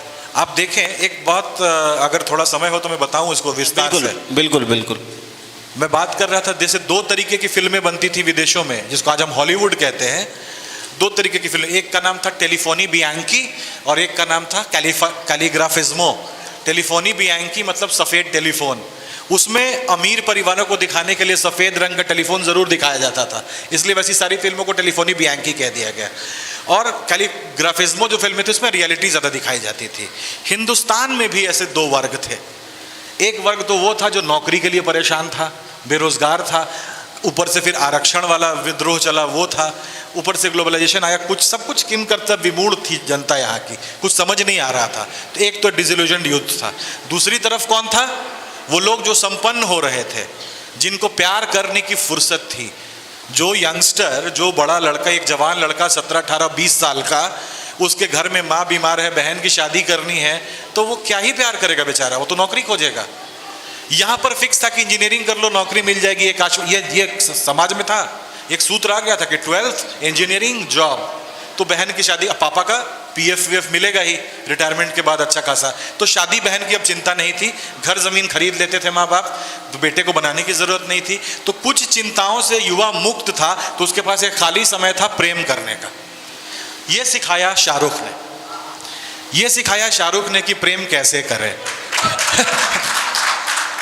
कि भाई पापा ने ज़मीन खरीद दी है, संपत्ति कर दी है, मेरे पास बचा है प्यार करना, जो कि सबसे ज़रूरी भी है इंसान के लिए। तो भाई वो प्यार खोजते हुए लंदन से पंजाब तक आ गया। वो लंदन से पंजाब तक आ गया और इतने कस के प्यार किया, इतने शिद्दत से प्यार किया कि बाप को भी बोलना पड़ा कि जा बेटा जी ले अपनी ज़िंदगी। तो ये असल में सिंबॉलिक था। ये सिंबॉलिक इसलिए था कि अगर इंसान इंटेंसिटी से प्यार करे और अपनी ज़रूरतें पूरी करे, अपना वर्थ साबित करे, तो प्रेम करना कोई गुनाह नहीं है। एंड दैट ओपेंड, ये इसने समाज को खोला, बहुत तरीके से खोला। शाहरुख ने एक और अच्छी चीज़ सिखाई। आप देखें कि उसके पहले जो हीरोइंस के साथ छेड़खानी होती थी फिल्मों में, तो हीरो मेल शोविनिस्ट की तरह हीरोइन को परेशान करता था, लेकिन शाहरुख ने एक नई चीज़ पैदा की कि वो फीमेल कैरेक्टर्स को इज्जत देता था। ये बहुत बड़ी बात थी। शाहरुख ने यहाँ तक कर दिया कि अपनी फिल्मों में जब कास्टिंग होती है तो पहले हीरोइन का नाम आएगा, उसके बाद हीरो का नाम आएगा। ये कुछ ऐसी अनूठी चीज़ें थी जो शाहरुख ने की। शाहरुख ने एक और अच्छी चीज़ की, शाहरुख ने ये दिखाया, एक जो हमारा देश का कल्चर है कि हम सब मिलजुल के रहते हैं, वो दिखाया शाहरुख ने। उसने जी के दिखाया उसको। और शाहरुख एक रेट्रो आदमी था, उसने स्टीरियोटाइप्स तोड़े कि मैं लड़का हूँ तो मैं किचन में नहीं जाऊँगा ना, वो अपने वाइफ का मेकअप करते हुए भी नजर आ जाएगा, अपने बच्चों को खाना खिलाते हुए भी नजर आ जाएगा। और सच में यही पुरुष होते हैं, बाकी सब नौटंकी है। तो ये शाहरुख ने ये आइडियल क्रिएट किया, उसके लिए हमें उसका शुक्रगुजार होना चाहिए। LPG मॉडल, जिसे आर्थिक उदारीकरण के बाद हिंदी सिनेमा ने एक जो परिवर्तन पिछले खास करके 10-15 सालों में हुआ है जी, 2000 के बाद वो प्रवृत्ति ज़्यादा बढ़ी है जी, वो है साउथ इंडियन सिनेमा का जो है हिंदी रूपांतरण जी। इसने ठीक है कि जो हिंदी का एक बृहत्तर दर्शक वर्ग है वो साउथ इंडिया के सिनेमा से जुड़ा, और साउथ इंडिया के सिनेमा का जो है एक वहाँ के हीरो का, वहाँ के हीरोइन का, वहाँ के खलनायक का एक जुड़ाव जो है नॉर्थ इंडिया या उत्तर भारतीय दर्शक से हुआ। बिल्कुल। तो ये चीज़ें तो हो रही हैं, लेकिन कहीं ना कहीं मुझे लगता है कि जो कथानक के स्तर पे है वो जो हिंदी सिनेमा है वो साउथ से नहीं ले पा रहा है उन चीज़ों को। मैं आपको बताऊं, दर्शक तो ले लिया बिल्कुल, लेकिन कथानक नहीं ले पा रहा है। इसके क्या कारण है? इसका कारण मैं बताऊं कि ऐसा कुछ नहीं है कि हम अब सिर्फ उसके रीमेक पर हिंदी सिनेमा आश्रित है, ऐसा कभी नहीं था। मैं आपको बताऊं, एक ही चीज़ इधर से उधर शिफ्ट हो रही थी, वो था पैसा। हिंदी सिनेमा बहुत पैसा कमा रहा था, शाहरुख जैसे स्टार्स थे उसके पास, विदेशों में प्रदर्शन के स्कोप्स थे। साउथ को ये पता था कि हिंदी ज़्यादा एक्सेप्टेबल है इंडिया में, वो अपना सिनेमा कंटेंट में कितना भी रिच बना ले, मलयालम फिल्म सिर्फ केरला के लोग ही देखेंगे, वर्ल्ड में वो फिल्म नहीं देखी जाएगी अगर वो सब टाइटल के साथ नहीं आती है तो। लेकिन हिंदी के साथ ऐसी दिक्कत नहीं थी। हिंदी फिल्म सिर्फ हिंदी में भी बनती है तो उसको अमेरिका से लेकर सब जगह देखा जाता है। हिंदी का ये प्रभाव आज तो है, पूरे विश्व में बढ़ता ही जा रहा है। तो इधर की तरफ हम खींचे, इनको लगा कि बिजनेस यहाँ है, और हमारे हिंदी फिल्म इंडस्ट्री, जैसा कि मैंने आपको बताया कि नेपोटिज्म और बाकी चीज़ों को लेकर कंटेंट में लगातार गिरते जा रहा था, तो इनको लगा कि इनके पास कुछ सूत्र है कि ये बड़ा बड़ा फिल्म बना रहे हैं, मणि रत्नम और ऐसे ऐसे। आप साउथ की चेम्मीन का नाम सुना है किसी ने? चेम्मीन एक फिल्म थे, नहीं सुना होगा। स्वयंवरम सुना है? नहीं सुना है। काडू का नाम सुना है? नहीं सुना है। ये सब साउथ की लेजेंड फिल्में हैं। बाहुबली का नाम सुना है? सबने सुना है, क्योंकि बाहुबली ने बहुत पैसे कमाए। एक और चीज़ होती है कि जब देश में जैसी राजनीतिक स्थिति होती है, उस चीज़ को पुश करने वाली अगर कोई फिल्म बन जाए तो उसको ज़्यादा असर मिलता है, ज़्यादा बिजनेस मिलता है। तो वही बात है, इस तरीके से साउथ को चाहिए था अपील और नॉर्थ को चाहिए था कंटेंट। साउथ को अपील नॉर्थ में मिल रहा था और नॉर्थ को कंटेंट साउथ में मिल रहा था। तो दोनों ने डिसाइड किया कि एक दूसरे को देते हैं, एक सिम्बायोटिक रिलेशनशिप बनाया। आप देखेंगे कि साउथ की जितनी फिल्में बड़ी बड़ी आ रही हैं, चाहे PS अभी आई है वो हो, मेरे दोस्त दिव्य प्रकाश ने ही उसमें लिखा भी है, और बहुत सारी जो, या बाहुबली हो, आप सब में देखेंगे कि धर्मा प्रोडक्शन यानी करण जौहर का प्रोडक्शन भी उसमें एक पार्टनर होता है। करण जौहर को क्या पड़ी है, उसको मुनाफा कमाना है, साउथ में कमाए चाहे नॉर्थ में कमाए। तो पैसा ही एक चीज़ है जो साउथ नॉर्थ ईस्ट वेस्ट आपको घुमा रही है, बाकी कुछ खास बदला नहीं है। सिनेमा की हम लोग, आप सब लोग जानते हैं 2020 का जो साल है वो सब लोगों के लिए कितना त्रासद रहा है कोरोना से, और उसके चपेट में पूरी दुनिया आ गई। मतलब दुनिया को थामते हुए, जैसे कहा जाता है कि बम्बई नहीं रुकती है, लेकिन बम्बई ही नहीं पूरी दुनिया को रुकते हुए पहली बार हम लोग देखे थे। बिल्कुल, एकदम सब जो जहाँ है वहीं स्थिर हो गया था, और बहुत से परिवारों ने अपने बहुत सारे स्वजनों को खोया, बहुत प्रिय लोगों को खोया, और खुद भी उस चीज़ से अभी तक है ना परेशान हैं। और त्रासदियाँ जो हैं आती हैं तो ऐसे ही वापस नहीं जाती हैं, बिल्कुल, वो एक लंबा समय लेती हैं। तो ये जो कोरोना रूपी त्रासदी आई, उसने सिनेमा और को एक नया प्लेटफॉर्म दिया, OTT। बिल्कुल। तो OTT ने जो है एक नया प्लेटफॉर्म दिया जहां आप सिनेमा हॉल में जाकर फिल्म नहीं देख रहे हैं, आप नए नए प्रोडक्शन हाउस खुल गए, नए नए OTT पे लॉन्च करने वाले आपके वो कंपनियां आ गई। नेटफ्लिक्स है, प्राइम वीडियो है, जी सिनेमा है, हॉटस्टार है, ये जो जितने नेशनल जो कंपनी थी उसने प्रमोट करना शुरू कर दिया कि ये ट्रेजेडी के समय में जो है आखिर वो त्रासदी कैसे, विरेचन कहाँ होगा। बिल्कुल, बगैर साहित्य और कला के आप नहीं रह सकते हैं। बिल्कुल। तो जब नहीं रह सकते हैं तो एक परिवार, एक घर का लड़का, एक कलाकार बैठा हुआ है अपने घर में, तो उसका विरेचन कहाँ होगा, उसका मनोरंजन कहाँ होगा। तो एक OTT जैसा प्लेटफॉर्म आया हम लोगों के साथ, और कोरोना ने उसको बहुत अच्छे तरीके से एक विस्तार दिया। बिल्कुल। तो मेरा ये प्रश्न है कि OTT को आप किस रूप में देखते हैं? OTT यानी कि ओवर द टॉप, उसका फुल फॉर्म है over the top. OTT platform के आने से एक चीज़ तो बड़ी अच्छी हुई है कि कंटेंट पे काफ़ी काम हो रहा है। पहली चीज़, अच्छा कंटेंट आ रहा है लोगों को देखने के लिए। दूसरी बड़ी चीज़ हुई है कि जो एक्टर्स एक क्लैन में काम करते थे कि भाई फलाना का बेटा है या फलाना प्रोडक्शन हाउस का हीरो है ना, अब एक साधारण आदमी जो अच्छी एक्टिंग करता है स्क्रीन पे दिखने लगा है। ऐसे कई एक्टर्स निकल कर आए हैं। अभी हाल में हमने एक वेब सीरीज़ देखी पंचायत नाम से, ना उसमें एक गाली है, बिल्कुल, ना उसमें एक अभद्र सीन है, ना उसमें मारपीट है, लेकिन वो पूरे समय बांधे रखता है दर्शकों को, क्योंकि वो हमारी कहानी है, हमारे गांव की कहानी है। पंचायत बिल्कुल वैसा ही होता है। तो उसने और उसमें किसी बड़े स्टार की जरूरत नहीं है कि जो जिसका संवाद बेहद मशहूर है। बिल्कुल, देख रहा है ना विनोद? बिल्कुल। अब उसमें संवाद शैली देखिए, वो इतना हमसे जुड़ा हुआ है कि वो एकदम टिक गया। जैसे गैंग्स ऑफ वासेपुर में बोले तुमसे ना हो पाएगा बेटा, कितने आदमी थे, ये शोले का डायलॉग था, लेकिन उसके पीछे का बैकिंग सोचिए, और इसमें तुमसे ना हो पाएगा बेटा। और इसमें से देख रहे हैं ना विनोद, ये नॉर्मली, और विनोद का एक्टिंग देखा है आपने? वो पूछता है जब उससे कि तुम ये मेटल वाली चुनौती क्यों नहीं रखते हो, तो बहुत महंगा होता है ना भैया, भुला जाता है। ये हमारे लोग बोलते हैं, ये हमारी बात है, ये हम आपस में बात करते हैं, यही हमारा टोन है बोलने का, है ना। या मनोज वाजपेयी को आप देखिए, मनोज वाजपेयी देखिए, ये बहुत बड़ी बात है, ओटीटी आने से ऐसे एक्टर्स को स्पैन मिला है। मनोज वाजपेयी तो फिल्मों में भी काम करते हैं। एक फिल्म आई थी राजनीति, उसमें एक एक्सक्लेमेशन मनोज वाजपेयी का बाकी सारे एक्टर्स के एक्टिंग पे भारी था। बिल्कुल। उसमें मनोज वाजपेयी का एक डायलॉग है, एक सीक्वेंस है कि वहाँ पर सब लोग बैठे हैं और उसके चाचा उसको बोल रहे हैं कि अरे Virendra fall in line. Manoj Vajpayee का डायलॉग है, वो आश्चर्यचकित हो जाता है इस बात से कि मुझे फॉल इन लाइन कैसे बोल रहे हैं। तो मनोज वाजपेयी का डायलॉग ऐसे, फॉल इन लाइन, वाह कार्यकारी अध्यक्ष महोदय, दिस इज एक्सक्लेमेशन। जैसे हम लोग बोलेंगे बिहार के लोग कि फॉल इन लाइन, हमारा एक्सक्लेमेशन ऐसे ही होगा, चले जाओ यहाँ से, get out from here, get out. ये हमारा एक्सक्लेमेशन, ये ओरिजिनल एक्सक्लेमेशन है।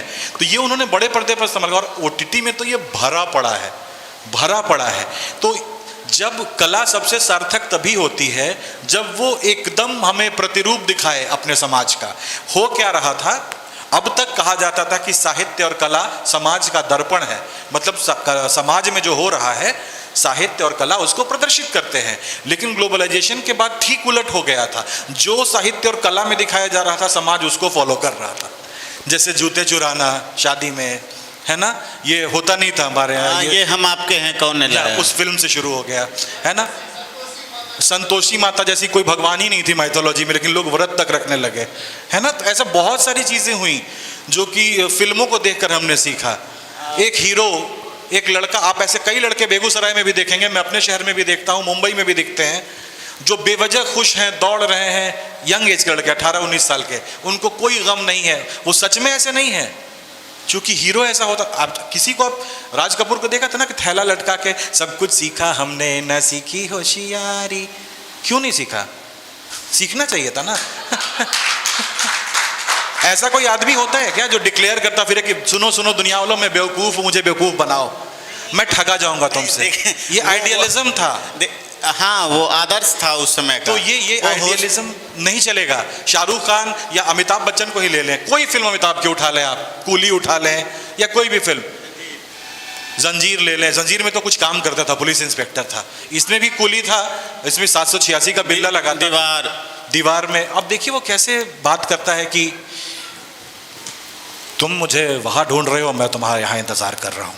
कुछ नहीं था इस डायलॉग में। पीटर, ये चाबी अपने जेब में रख लो। ये भी अमिताभ बच्चन है, और ये भी अमिताभ बच्चन है, मैं और मेरी तन्हाई अक्सर ये बातें करते हैं, तुम होती तो कैसा होता। ये दोनों अमिताभ है, सी द रेंज। और कौन सा ओरिजिनल है, न तो हमें मजदूर मिलने का है, न कोई ऐसा बोलने वाला मिलने का है, दोनों ही पर्दे के हीरो है। तो रियल लाइफ हीरो की जरूरत थी, तो वो भी अमिताभ ही है। इस बार बाजार में गुड़ नहीं बिके मोती मियां, सौदागर फिल्म, ये सब अमिताभ में, इसलिए वो लेजेंड है बिना एनएसडी गए। मैं वही कह रहा हूं कि ये चीजें जो हैं समाज में लगातार दिखने वाली जो चीजें हैं, उसको हम जितना अच्छे से प्रदर्शित करेंगे। ओटीटी ने यही किया है। अब ओटीटी में बहुत वाहियात फिल्में भी बन रही हैं, लेकिन मैं एक ओटीटी के क्या दुष्प्रभाव हैं। ओटीटी जब आया मतलब हिंदुस्तान में, तो सबसे जो पहला मतलब जिसको कहते हैं कि सबसे ज़बरदस्त तरीके से जिसने प्रभावित किया, वो था नेटफ्लिक्स पे आई सीरीज सेक्रेट गेम्स ने। जी, सेक्रेट गेम्स, सैफ अली खान का, बिल्कुल, और नवाजुद्दीन सिद्दीकी का। और नवाज को इससे पहले बहुत फेम मिल चुका था गैंग्स ऑफ वसेपुर में, है ना, बाप का, भाई का, सबका बदला लेगा तेरा फैजल। हाँ, तो वहाँ तक तो ठीक था, लेकिन गाली बहुत हो गई। लेकिन सेक्रेट गेम्स आते आते जो एक प्रकार एक पर्दा जो होता है, एक झीना पर्दा, एक बहुत खूबसूरत शेर है ना कि खूब पर्दा है कि चिलमन से लगे बैठे हैं, साफ छुपते भी नहीं और सामने आते भी नहीं। बहुत बढ़िया। तो लेकिन एक था हिंदी सिनेमा में कि वो थोड़ा गाली गलौज है, थोड़ा ये है, थोड़ा बचा के चलना है, क्योंकि बच्चे भी देखते हैं, महिलाएं भी हैं, पुरुष भी हैं, उसके गार्जियन भी हैं। लेकिन वो जो क्रांतिकारी परिवर्तन आया सेक्रेट गेम्स का, अनुराग कश्यप का, उसने पूरे ओटीटी के उसकी जो पूरी बुनियाद जो है ना, उसको हिला के रख दिया। मतलब पंचायत को आप देख रहा है ना, विनोद को आप याद कर रहे हैं, लेकिन जो सबसे ज़्यादा प्रभावित अभी भी किया है तो वो गायतोंडे। वो गायतोंडे ही किया है। मैं बताऊं आपको, ये चिंता का विषय ज़रूर है, लेकिन एक घटना बताता हूं आपको, बड़ी रोचक घटना है। एक फिल्म आई थी, राज कपूर ने बनाई थी, राम तेरी गंगा मैली। वो फिल्म हम सबको मंदाकिनी के लिए याद है, और कहानी सिंपल थी, बहुत खूबसूरत लगी थी मंदाकिनी उसमें, और पहली फिल्म थी शायद उनकी। उसके कुछ सीन्स हैं जो कि हिंदी फिल्मों में नहीं दिखाए गए थे, उसके पहले वो पचने लायक नहीं थे। बिल्कुल। जब राज कपूर ने इस फिल्म की स्क्रीनिंग की, पहले स्क्रीनिंग करते हैं ना, अपने लोगों को बुलाते हैं, एक्टर्स को, डायरेक्टर्स को, सबको दिखाते हैं, तो सब क्रिटिक्स को, तो ऐसे ही बहुत चिंतित हो गए सब ने कहा कि ये क्या बना दिया है तुमने, ये कितनी घिनौनी चीज़, क्यों ऐसे कर रहे हो तुम। तो राज कपूर ने एक बड़े पते की बात कही थी कि मैं मानता हूं आपके सारे दोषारोपणों को, सब कुछ सुनता हूं, स्वीकार करता हूं, लेकिन एक चीज़ मैंने भी देखी कि जब ये सीन चल रहे थे तो कोई हॉल छोड़ के बाहर नहीं गया, है ना।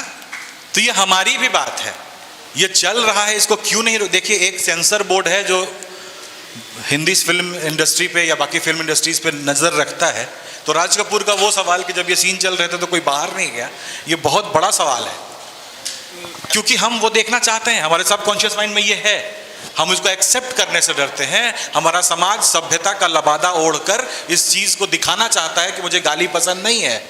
अगर कोई बोले भाग यहाँ से, तो हम ताली बजाएंगे, लेकिन भाग तेरी, इमेजिन कर लिया दिमाग में, खुश हो गए, वो गुदगुदाता तो है, और ये मानना पड़ेगा। मेरा वो नहीं कहना है, राज कपूर की फिल्म वो मंदाकिनी का सीन हो, राम तेरी गंगा मैली का, या फिर सत्यम शिवम सुंदरम में वो बिल्कुल, जो तो वही जीनत अमान के बारे में वही मामला था।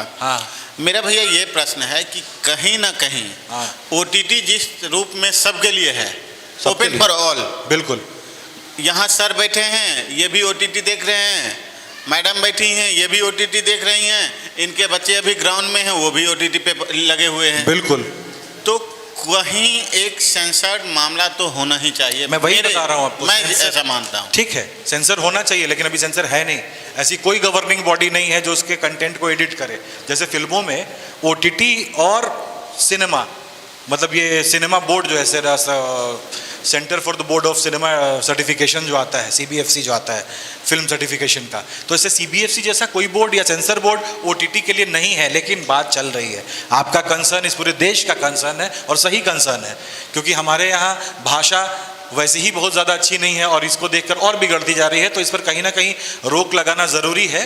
तो इसके लिए गवर्निंग बॉडी बने, इसका इंतज़ाम हो रहा है।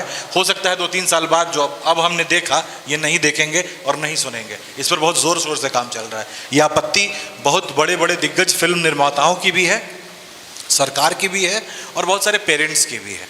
तो ये सही कंसर्न है, मैं इसका समर्थन करता हूँ, और ये होगा ही, आज नहीं तो कल, 2 साल या 3 साल में एक ऐसा बोर्ड होगा जो गवर्निंग बॉडी होगी, जो OTT के कंटेंट को भी रेगुलेट करेगी। साहित्य में भैया एक कविता और गीत,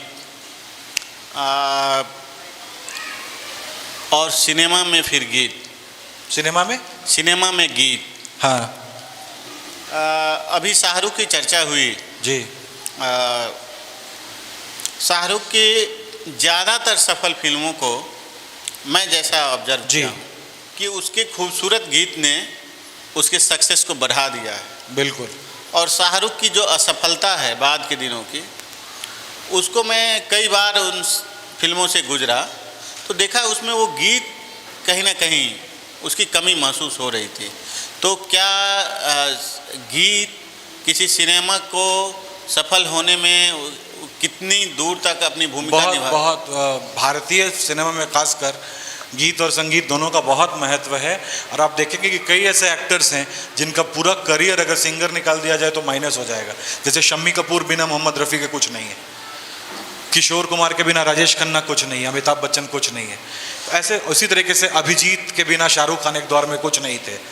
तो ऐसा नहीं है कि शाहरुख की फिल्मों में अब गाने अच्छे नहीं बनते हैं। देखिए एक चीज़ होती है, जैसे पॉलिटिक्स में एक होती है चीज़ एंटी इनकम्बेंसी, उसी तरीके से हीरो को भी देखते देखते, अब हम छोटे थे, हम शाहरुख को देख, जैसे मैंने जब मैं 10वीं में था या 9वीं में था तो फिल्म देखी थी कुछ कुछ होता है, और जब शाहरुख उसमें बोलता था कि तुम नहीं समझो कि अंजलि कुछ कुछ होता है, बड़ा असर होता था। अब सुनता हूँ तो हंसी आती कि क्या बोल रहा है ना।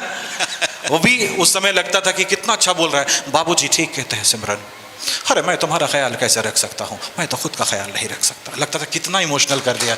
लेकिन अब सुनता हूँ तो लगता है कि अरे यार ये क्या बोल रहा है।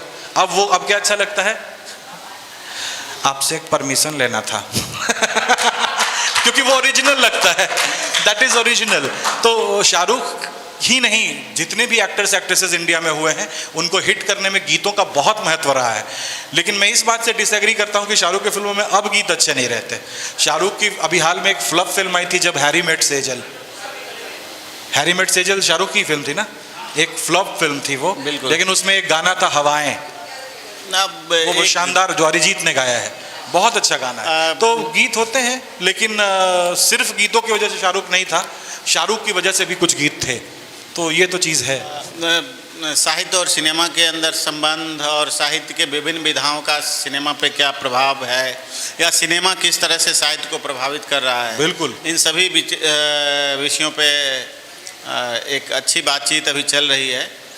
लेकिन दर्शकों का भी ख्याल रखना होता है। बिल्कुल बिल्कुल। और जब तक 3 घंटे तक तो ठीक है, लेकिन उसके ऊपर यदि दर्शक रहते हैं तो फिर वो चाय, समोसा, कॉफ़ी और इत्यादि चीज़ें ढूंढना शुरू कर देते हैं। बिल्कुल। तो मैं अंतिम टिप्पणी चाहूँगा कि साहित्य और सिनेमा के जो संबंध हैं उसको नए समय में किस रूप में देखा जाए, इसके ऊपर आप अपनी टिप्पणी। बस एक टिप्पणी करूंगा, एक वाक्य में करूंगा और दर्शकों पर जिम्मेदारी डालते हुए, श्रोताओं पर जिम्मेदारी डालते हुए अपनी बात को ख़त्म करूंगा कि एक चीज़ ज़िंदगी में गांठ बांध लें। जब आप सिनेमा देख रहे हो या कोई भी कलात्मक विधा देख रहे हो तो मेरा एक सूत्र है, मैं चाहता हूं कि आप उस सूत्र से इत्तेफाक रखें, और अगर ना भी रखते हो इत्तेफाक तो कोशिश करके देखें।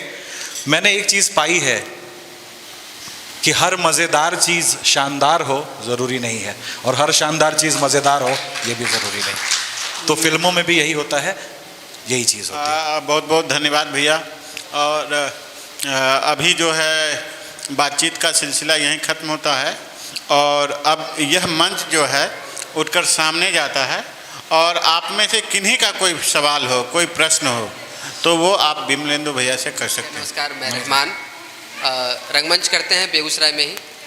और मेरा सवाल जो है वो ये था कि हम लगातार, आप अभी से सुन रहे थे, पूरी चर्चा सुने हम, बीच में एक बार भी इरफान साहब की चर्चा नहीं आई। भारतीय सिनेमा पर बात हो और इरफान साहब पे चर्चा ना हो, ये अधूरी रह जाएगी थोड़ी सी। हमने इसकी बात की ना, सूरज की बात नहीं करते, सूरज होता है। इरफान तब तक रहेंगे जब तक हिंदी सिनेमा रहेगा, जब तक वर्ल्ड सिनेमा रहेगा। और कुछ मायनों में मैं कह सकता हूं कि इरफान जैसा एक्टर मेरी नज़र में नहीं है अभी तक भारत में। सहमत है। इरफान साहब को कोई सिनेमा प्रेमी और कला प्रेमी भूल जाए, ये हो नहीं सकता, नहीं हो सकता, हो ही नहीं सकता है। साहित्य की एक कविता है ओम प्रकाश वाल्मीकि की, है ना, उस कविता का जितना बेहतर पाठ इरफान ने किया है ठाकुर का कुआं का, उससे बेहतर पाठ आज तक उस कविता का किसी ने नहीं किया है। बिल्कुल। और उस पाठ को सुनते हुए आप ठाकुर का कुआं जो कहानी है उसको भी एकदम अच्छे तरीके से समझ जाएंगे। सिर्फ पाठ का असर क्या होता है उसकी बात मैं कर रहा हूँ। तो भाग मिल्खा भाग हो, या फिर पान सिंह तोमर हो, हासिल हो, कोई भी फिल्म हो, या दीपिका पादुकोण के साथ जो उनकी पीकू जो आई है, तो इरफान साहब जो है वो हमेशा रहेंगे। जी, टॉकीज वाली, हाँ, इरफान पे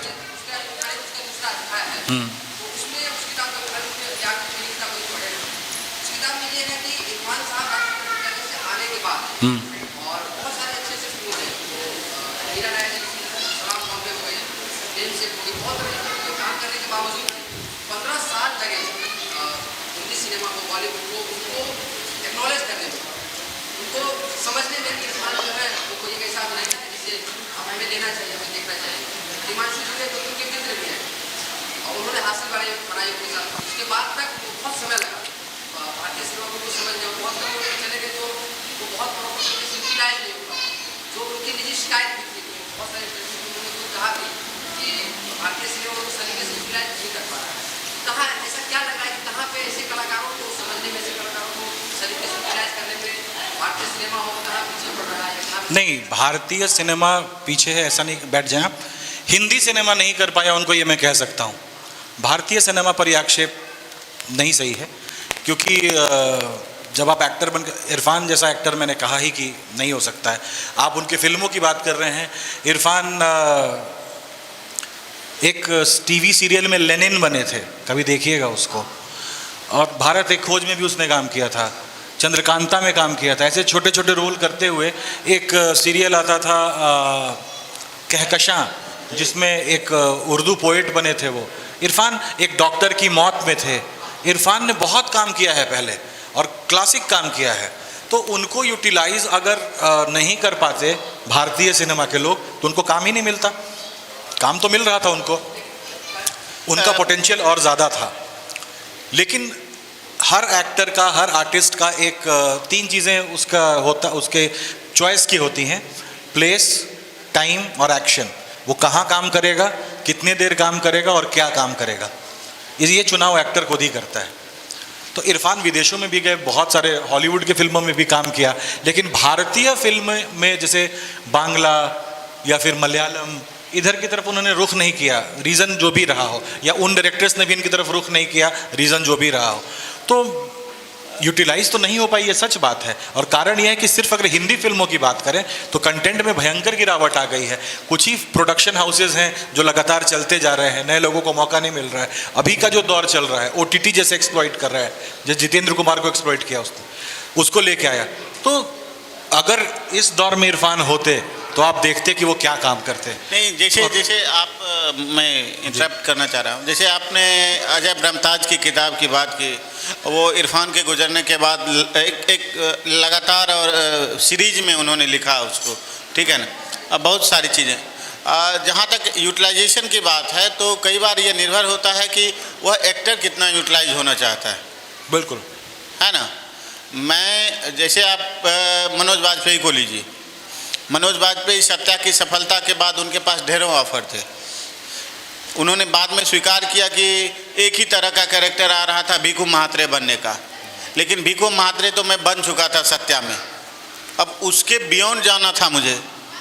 तो उन्होंने खुद स्वीकार किया कि उसके बाद मुझे अनुराग की जो फिल्म है गैंग्स ऑफ वासेपुर, उसी में जाकर मेरे मन लायक काम मिला, और उसमें भी उसे पटकथा नहीं दी गई थी।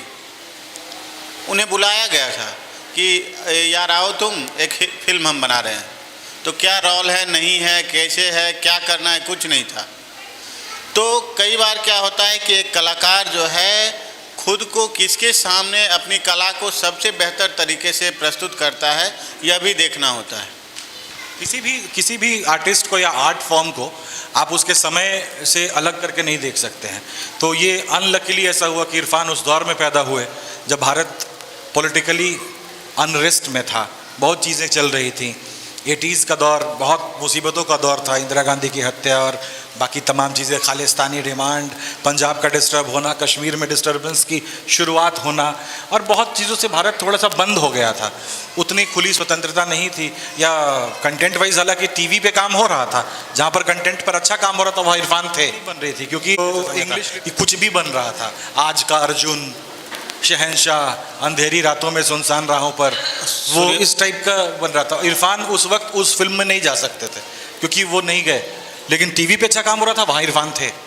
तो यही बात है कि अब इसको दुर्भाग्य ही कहेंगे कि आज इरफान हमारे बीच नहीं है।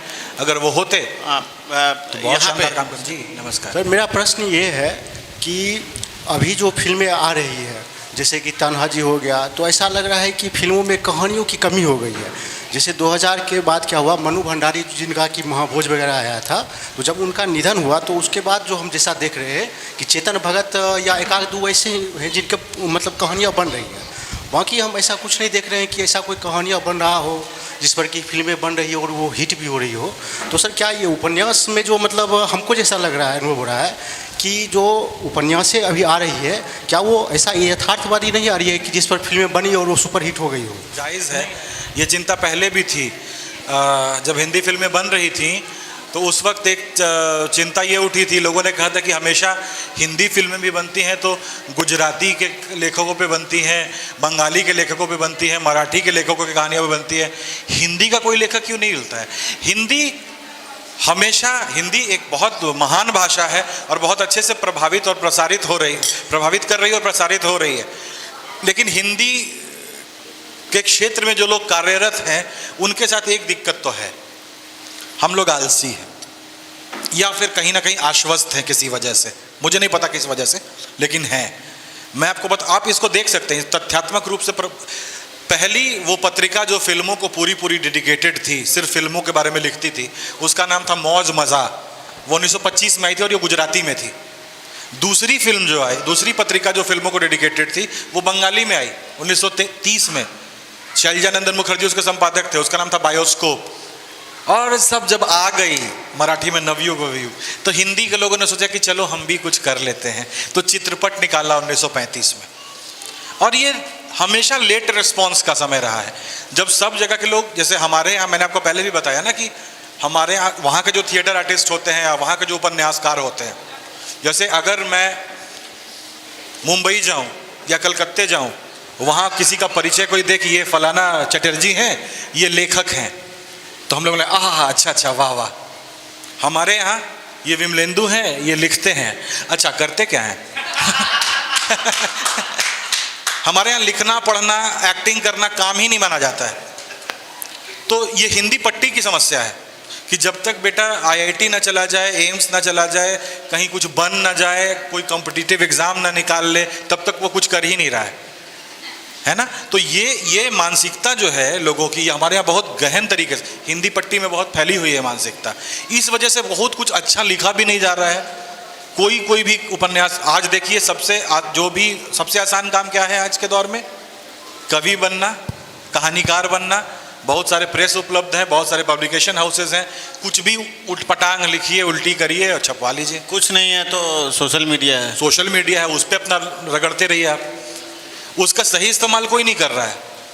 आजकल कविताओं में बिंब होना चाहिए, कविताओं में थॉट प्रोसेस होना चाहिए, कहानियों में एक सीरीज ऑफ इवेंट्स होना चाहिए जो बहुत अच्छे से गुथा गया हो, प्लॉट होना चाहिए ना, कुछ नहीं। मतलब अजीबोगरीब कविताएं। उस रात टहल रहा था मैं नदी के किनारे और अचानक आग लग गई। अबे बात कर रहे हो कि कविता कह रहे हो? ये कविता है। लयात्मकता का होना जरूरी है, छंद भले हो ना हो, है ना। लयात्मकता चाहिए। कहानी कह रहे हैं तो आपके पास की होनी चाहिए, आपको एनग्रॉस करनी चाहिए। जादुई कहानी लिख रहे हो तो मैजिकल रियलिज्म पे बात करो। हम एक्सपेरिमेंट नहीं करते, और इसलिए नहीं करते क्योंकि हम डरते हैं कि ठीक है ज़्यादा लिखने पढ़ने और एक्टिंग करने में जाएंगे तो फिर बैंक PO का एग्ज़ाम कैसे निकालेंगे। तो ये समस्या है हमारे, है ना। देखिए लिरिक्स जो है ना, लयात्मकता होनी चाहिए। लिरिक्स ऐसे ही नहीं चला गया, अचानक से जो लिरिकल पोइट्री की जो है उसके ख़त्म होने या उसके कमज़ोर होने का ये है कि अचानक नहीं चला गया। हाँ। हम अपने जीवन को देखिएगा, अपने आसपास के सोसाइटी की जो संरचना है, जो बन रहा है, तो लय में क्या होता है कि एक क्रमबद्धता होती है। बिल्कुल। आप अपने फैमिली को ही लीजिए, वो फैमिली ही आपका जो है उसका सीक्वेंस टूटा हुआ है। आप हैं और आपकी वाइफ है और आपके बच्चे हैं, खत्म है ना। उसके बाद वो तो या तो छठ में या दिवाली में या होली में, और अक्सर हाँ अब ये हो रहा है कि लोग पर्व त्यौहार में अपने घर नहीं जाते हैं, बिल्कुल डर से। क्योंकि एक ऐसा सोसाइटी के भीतर एटमॉस्फेयर क्रिएट हो रहा है डर का कि वो सोचते हैं कि पर्व त्यौहार जो है वो अच्छे से बीत जाए। पर्व त्यौहार जो खुशियों का होता था, उल्लास होता था, जिसके पास जो होता था वो उसी तरीके से उसको एंजॉय करता था। लेकिन अब सब कुछ आपके पास है, आपके पास इतना पैसा है कि आप जाके तपस्या में कपड़ा भी खरीद सकते हैं और IOC के भीतर के मार्केट में अपने लिए ग्रोसरी के आइटम भी खरीद सकते हैं। लेकिन आप होली के दिनों में बाहर निकल के चाहेंगे कि हम रंग खेल लें, वो मुश्किल होता जा रहा है। होली भी एकदम पूरा जो है पैकेज्ड, वो एक पैकेज हो गया है। तो जब जीवन के भीतर सारी चीज़ें चल रही होती हैं तो उसका प्रभाव तो आपको दिखेगा ही, साहित्य के भीतर दिखेगा ही। नहीं, ठीक बात है, अब ये एक अलग दिशा में जाएगी बात, लेकिन आपका सवाल बहुत सुंदर था और यही कारण है सर कि हमारा समाज कारण है। किसी भी जगह पे अगर स्तर गिर रहा है कथानक का, या किसी पेंटिंग का स्तर गिर रहा है, या किसी गाने का स्तर गिर रहा है, तो इसलिए गिर रहा है कि गिरते हुए इस तरह की चीज़ों को हम देख रहे हैं। जी, आप खोज ही नहीं रहे हैं, आप खोजिए। ये पलायन है। आगे तक क्यों जाना है? सुनिए सुनिए, 20वीं शताब्दी से बड़ी ट्रेजेडी तो दुनिया ने किसी नहीं देखी है ना भाई। 45 में दुनिया ने पहली बार देखा ना कि कोई एक बम होता है जिसके गिरने के बाद जो है आज 60 साल 70 साल तक वहाँ के लोग जो हैं उससे प्रभावित हो रहे हैं, जो भी जनरेशन आ रहा है उससे प्रभावित है। उससे बड़ी ट्रेजेडी तो नहीं देखी है ना दुनिया ने। लेकिन उस दौर में भी गीत लिखे गए, कहानियाँ लिखी गई, उपन्यास लिखे गए, और संयोग से 20वीं शताब्दी में विज्ञान ने जितने बड़े प्रयोग किए, जितने बड़े इन्वेंशन किए, वो उसी के कारण 21वीं सदी इतना ऊर्जावान हो पाया है। तो ये मत कहिए कि हमारे आसपास सारा कुछ निराशा है। वो लोग जो लिख रहे हैं वो लिखना आसान नहीं है। जो सत्य लिख रहे हैं, जो दिव्य लिख रहा है, वो आसान नहीं लिखना। और दिव्य जो लिख रहा है या सत्य जो लिख रहे हैं, तो इसके पीछे उनका बहुत अध्ययन है। उनको जो काम मिल रहा है वो ऐसे ही नहीं मिल रहा है। उन्होंने बहुत, देखिए, अपने कंफर्ट जोन से जाकर जब आप बाहर काम करते हैं, है ना, जैसे मुझे निकलना है पटना या मुंबई जाना है या कहीं जाना है, मैं सोचो कि भी बहुत धूप है, शाम तक यहाँ से निकलूँगा तो यहाँ से सीधे चला जाऊँगा स्टेशन क्यों जाना, निकल के कोई टैक्सी कर लूँगा, सीधे बैठ के निकल जाऊँगा और थोड़ी देर में पहुँच जाऊँगा 4 लेन बख्तियारपुर। सोच में मैं बख्तियारपुर पहुँच गया, बैठा हूँ अभी तक यहीं। लेकिन अगर मैं निकल जाऊँगा ना धूप में, हो सकता है 5 ही कदम लेकिन अपने डेस्टिनेशन की तरफ रहूँगा। बिल्कुल। तो थोड़ा निकलना ज़रूरी है। देखिए, अब बात को मैं ख़त्म कर रहा हूँ, इस परिचर्चा को। फ़िलिस्तीन के एक कवि हुए थे महमूद दरवेश, बहुत बड़े कवि हैं। और आप जानते हैं कि इजराइल जो है, इजराइल और फ़िलिस्तीन का जो युद्ध है मध्य एशिया का, वो 20वीं शताब्दी और ये 21वीं शताब्दी, दोनों शताब्दियों में लड़ा जाने वाला एकमात्र युद्ध है जो आज भी चल रहा है। पिछले हफ्ते भी बड़ी लड़ाई वहाँ लड़ी गई है ना। अल-अक्सा मस्जिद पे बहुत सारे वहाँ रॉकेट दागे गए और ये वो। तो महमूद दरवेश अब्राहम के समय से ही चल रही है। और महमूद दरवेश से एक साक्षात्कार में पूछा गया था कि आप पिछले 40 सालों से इस युद्ध को देख रहे हैं, आप फ़िलिस्तीन के भविष्य को किस रूप में देख रहे हैं? सामने इतनी बड़ी शक्ति है। तो उन्होंने बहुत छोटा और एक लाइन का जवाब दिया, उम्मीद के आगे भविष्य है। बहुत बढ़िया। तो हम लोग उम्मीद नहीं छोड़े, है ना, आशा नहीं। और अपनी बात को, अब इस परिचर्चा को यहीं समाप्त करता हूँ। 20वीं शताब्दी के एक बहुत बड़े नाटककार हैं, चूँकि भैया का संबंध नाटक से रहा है, तो बर्तोल्ट ब्रेख्ट। तो ब्रेख्ट नाटककार भी थे उतने ही बड़े, और उतने ही बड़े कवि भी थे। उनकी एक कविता थी कमजोरियाँ।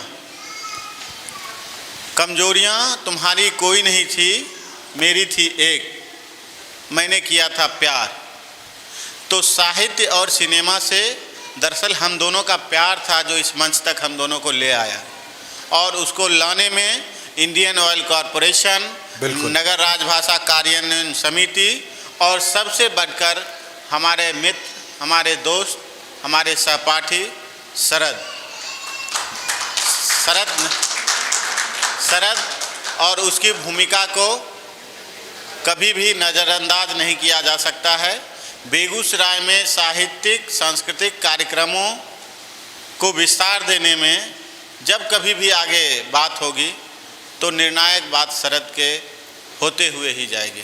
बहुत बहुत धन्यवाद। बहुत अच्छा लगा बेगूसराय आकर, बहुत धन्यवाद आप सभी का, इतने ध्यान से आपने सुना।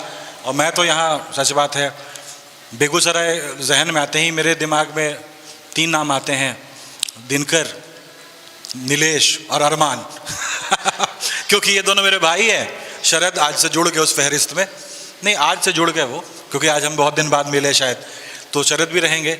नीलेश इसलिए क्योंकि ये दो, नीलेश मेरे से बहुत नज़दीक रहे हैं, कई सालों से छोटे भाई की तरह रहे हैं। अरमान इनसे भी छोटे हैं, और अरमान बहुत बेहतरीन कवि, आपने सुना भी होगा इनको कल, और आगे भी कभी सुनेंगे ही यहाँ पर। तो भाई जिस चीज़ की प्रतिष्ठा बढ़ाई थी दिनकर ने यहाँ से, मैं पूरी कामना करूँगा कि मेरे दोनों अनुज भी उसी दिशा में बढ़ रहे हैं, तो उस ग्लोरी को फिर से वापस ले आएँ कि मैं भी कहीं बाहर जाकर ज़ोर से गर्व से कह सकूं मैं बिहार से हूं, जहां बेगूसराय। जोरदार तालियां बजनी चाहिए कि एक सार्थक परिचर्चा हुई, और न केवल सार्थक परिचर्चा हुई, हम लोग इससे पहले साहित्य और सिनेमा, और विशेष तौर पर सिनेमा को पर्दे पे देखते थे और साहित्य को किताबों के पन्ने में, लेकिन आज यह जो सार्थक चर्चा हुई और सिनेमा के पर्दे के पीछे, मतलब कि नेपथ्य में वह कैसे घटित हो रहा था, क्या क्या बातें हो रही थी, और सिनेमा में साहित्य का कितना प्रवेश हो रहा था, कितना दोनों के बीच में तालमेल था, या वर्तमान समय में कहें कि घालमेल, वह जो तालमेल है वह अब घालमेल में बदला है। तो इसके संबंध में यह जो चर्चा हुई, और हर एक चर्चा इन्होंने खुल के की कि सिनेमा का जन्म कैसे हुआ, सिनेमा कैसे आगे बढ़ते गई, और वर्तमान समय में सिनेमा कहाँ पे आई है, वर्तमान समय में सिनेमा अपने दर्शकों से हटी क्यों है, या यही संकट साहित्य के ऊपर भी है।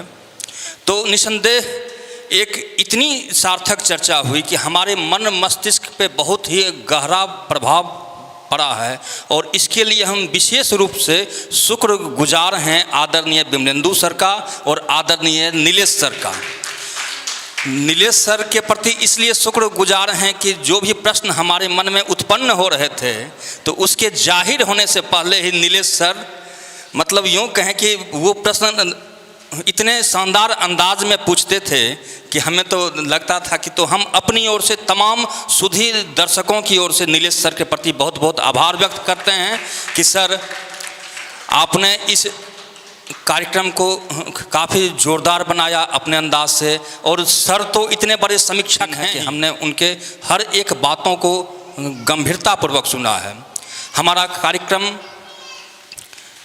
अब समाप्ति की ओर है, और इससे समाप्ति की ओर आगे बढ़ाएं हम बड़े ही आदर के भाव के साथ आदरणीय डॉक्टर अरमान आनंद सर, हमारा यह अरमान रहा है कि अरमान सर ही आज का धन्यवाद ज्ञापन करें, तो हम बड़े ही आदर के भाव के साथ अरमान सर को आमंत्रित करते हैं धन्यवाद ज्ञापन करने के लिए। जी,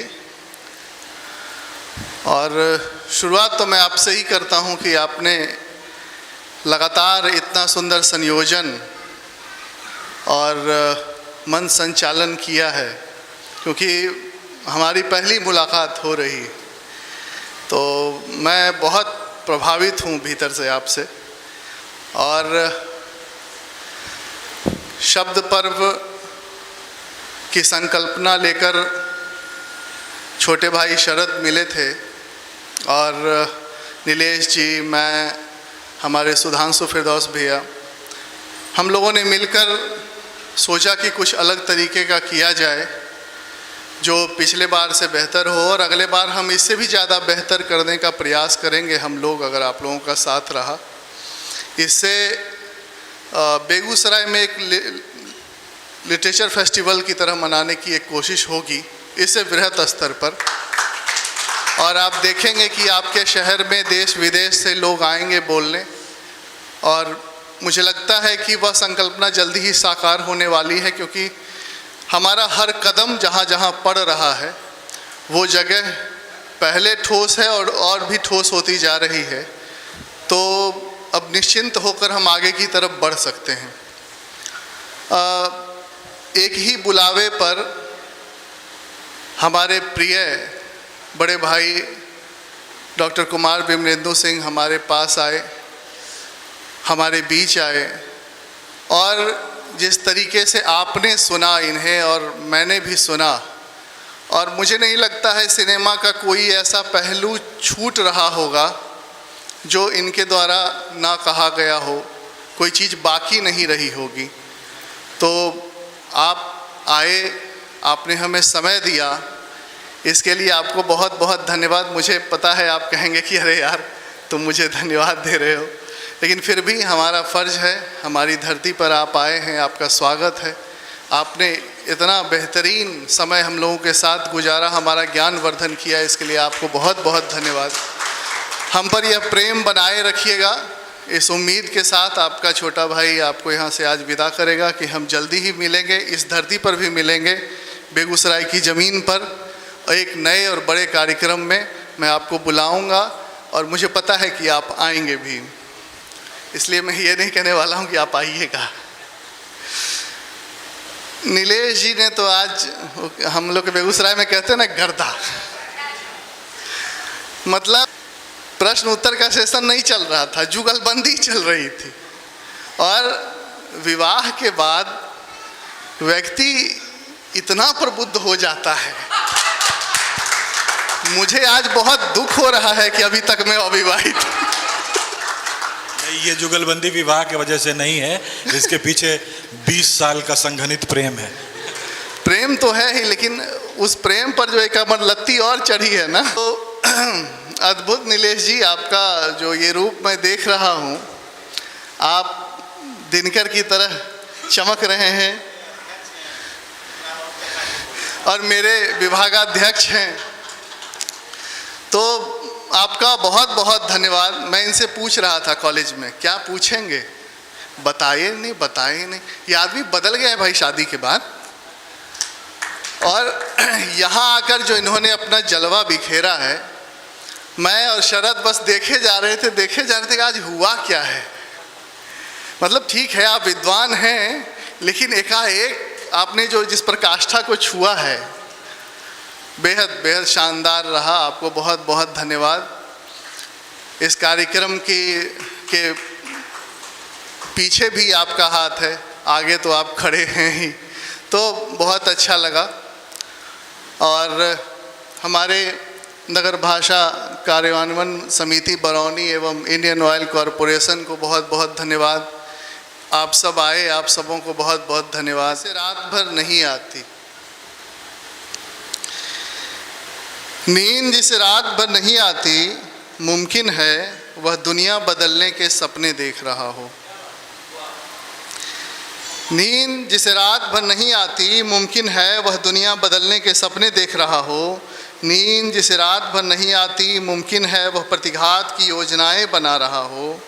नींद जिसे रात भर नहीं आती, मुमकिन है उसके कानों में गूंज रही हो बच्चों के रोने की आवाज़ें। नींद जिसे रात भर नहीं आती, मुमकिन है उसकी बाहों में पड़ी हो एक सभ्यता की लाश। नींद जिसे रात भर नहीं आती, मुमकिन है वह अभी अभी जान गया हो सत्ता की सारी साजिशें। नींद जिसे रात भर नहीं आती, मुमकिन है उसे प्रेम हुआ हो। नींद जिसे रात भर नहीं आती, मुमकिन है उसे चांद की लुका छिपी पसंद हो। नींद जिसे रात भर नहीं आती, मुमकिन है उसे आज भागना है आज की रात, धता बताते हुए किसी बूढ़ी खाप पंचायत को। नींद जिसे रात भर नहीं आती, कुछ और भी लोग हैं जिन्हें नींद नहीं आती। नींद जिसे रात भर नहीं आती, मुमकिन है वह निगलने वाला हो पूरा का पूरा देश, बदलने वाला हो मानवों को संसाधनों में, पीने वाला हो हजारों हजार लीटर कच्चा तेल, सता रही हो उसे गोदाम को बाजार में खाली करने की फिक्र। एक रौंदने वाला हो एक पूरी की पूरी कौम को आतंकवादी बताकर, चबा जाने वाला हो एक पूरी की पूरी भाषा, काट खाने वाला हो किसी मजदूर के हाथ पैर, रात भर चोरी चोरी बदल रहा हो शब्दावलियाँ, लूट को शांति बता रहा हो, रच रहा हो पूरी की पूरी विश्व की विचारधारा, फिराक में हो दिमागों के शिकार के। इन्हें नींद आनी चाहिए, सुला दो इन्हें वही गीत गाकर जो तुमने गाया है, धान रोपते हुए, महुआ चुनते हुए, पेड़ों से लकड़ियां काटते हुए, चरखा काटते हुए, फांसी पर चढ़ते हुए, अल्फ्रेड पार्क में गोलियां खाते हुए, किसी तानाशाह का सर कुचलते हुए। सुला दो इन्हें नींद आनी चाहिए।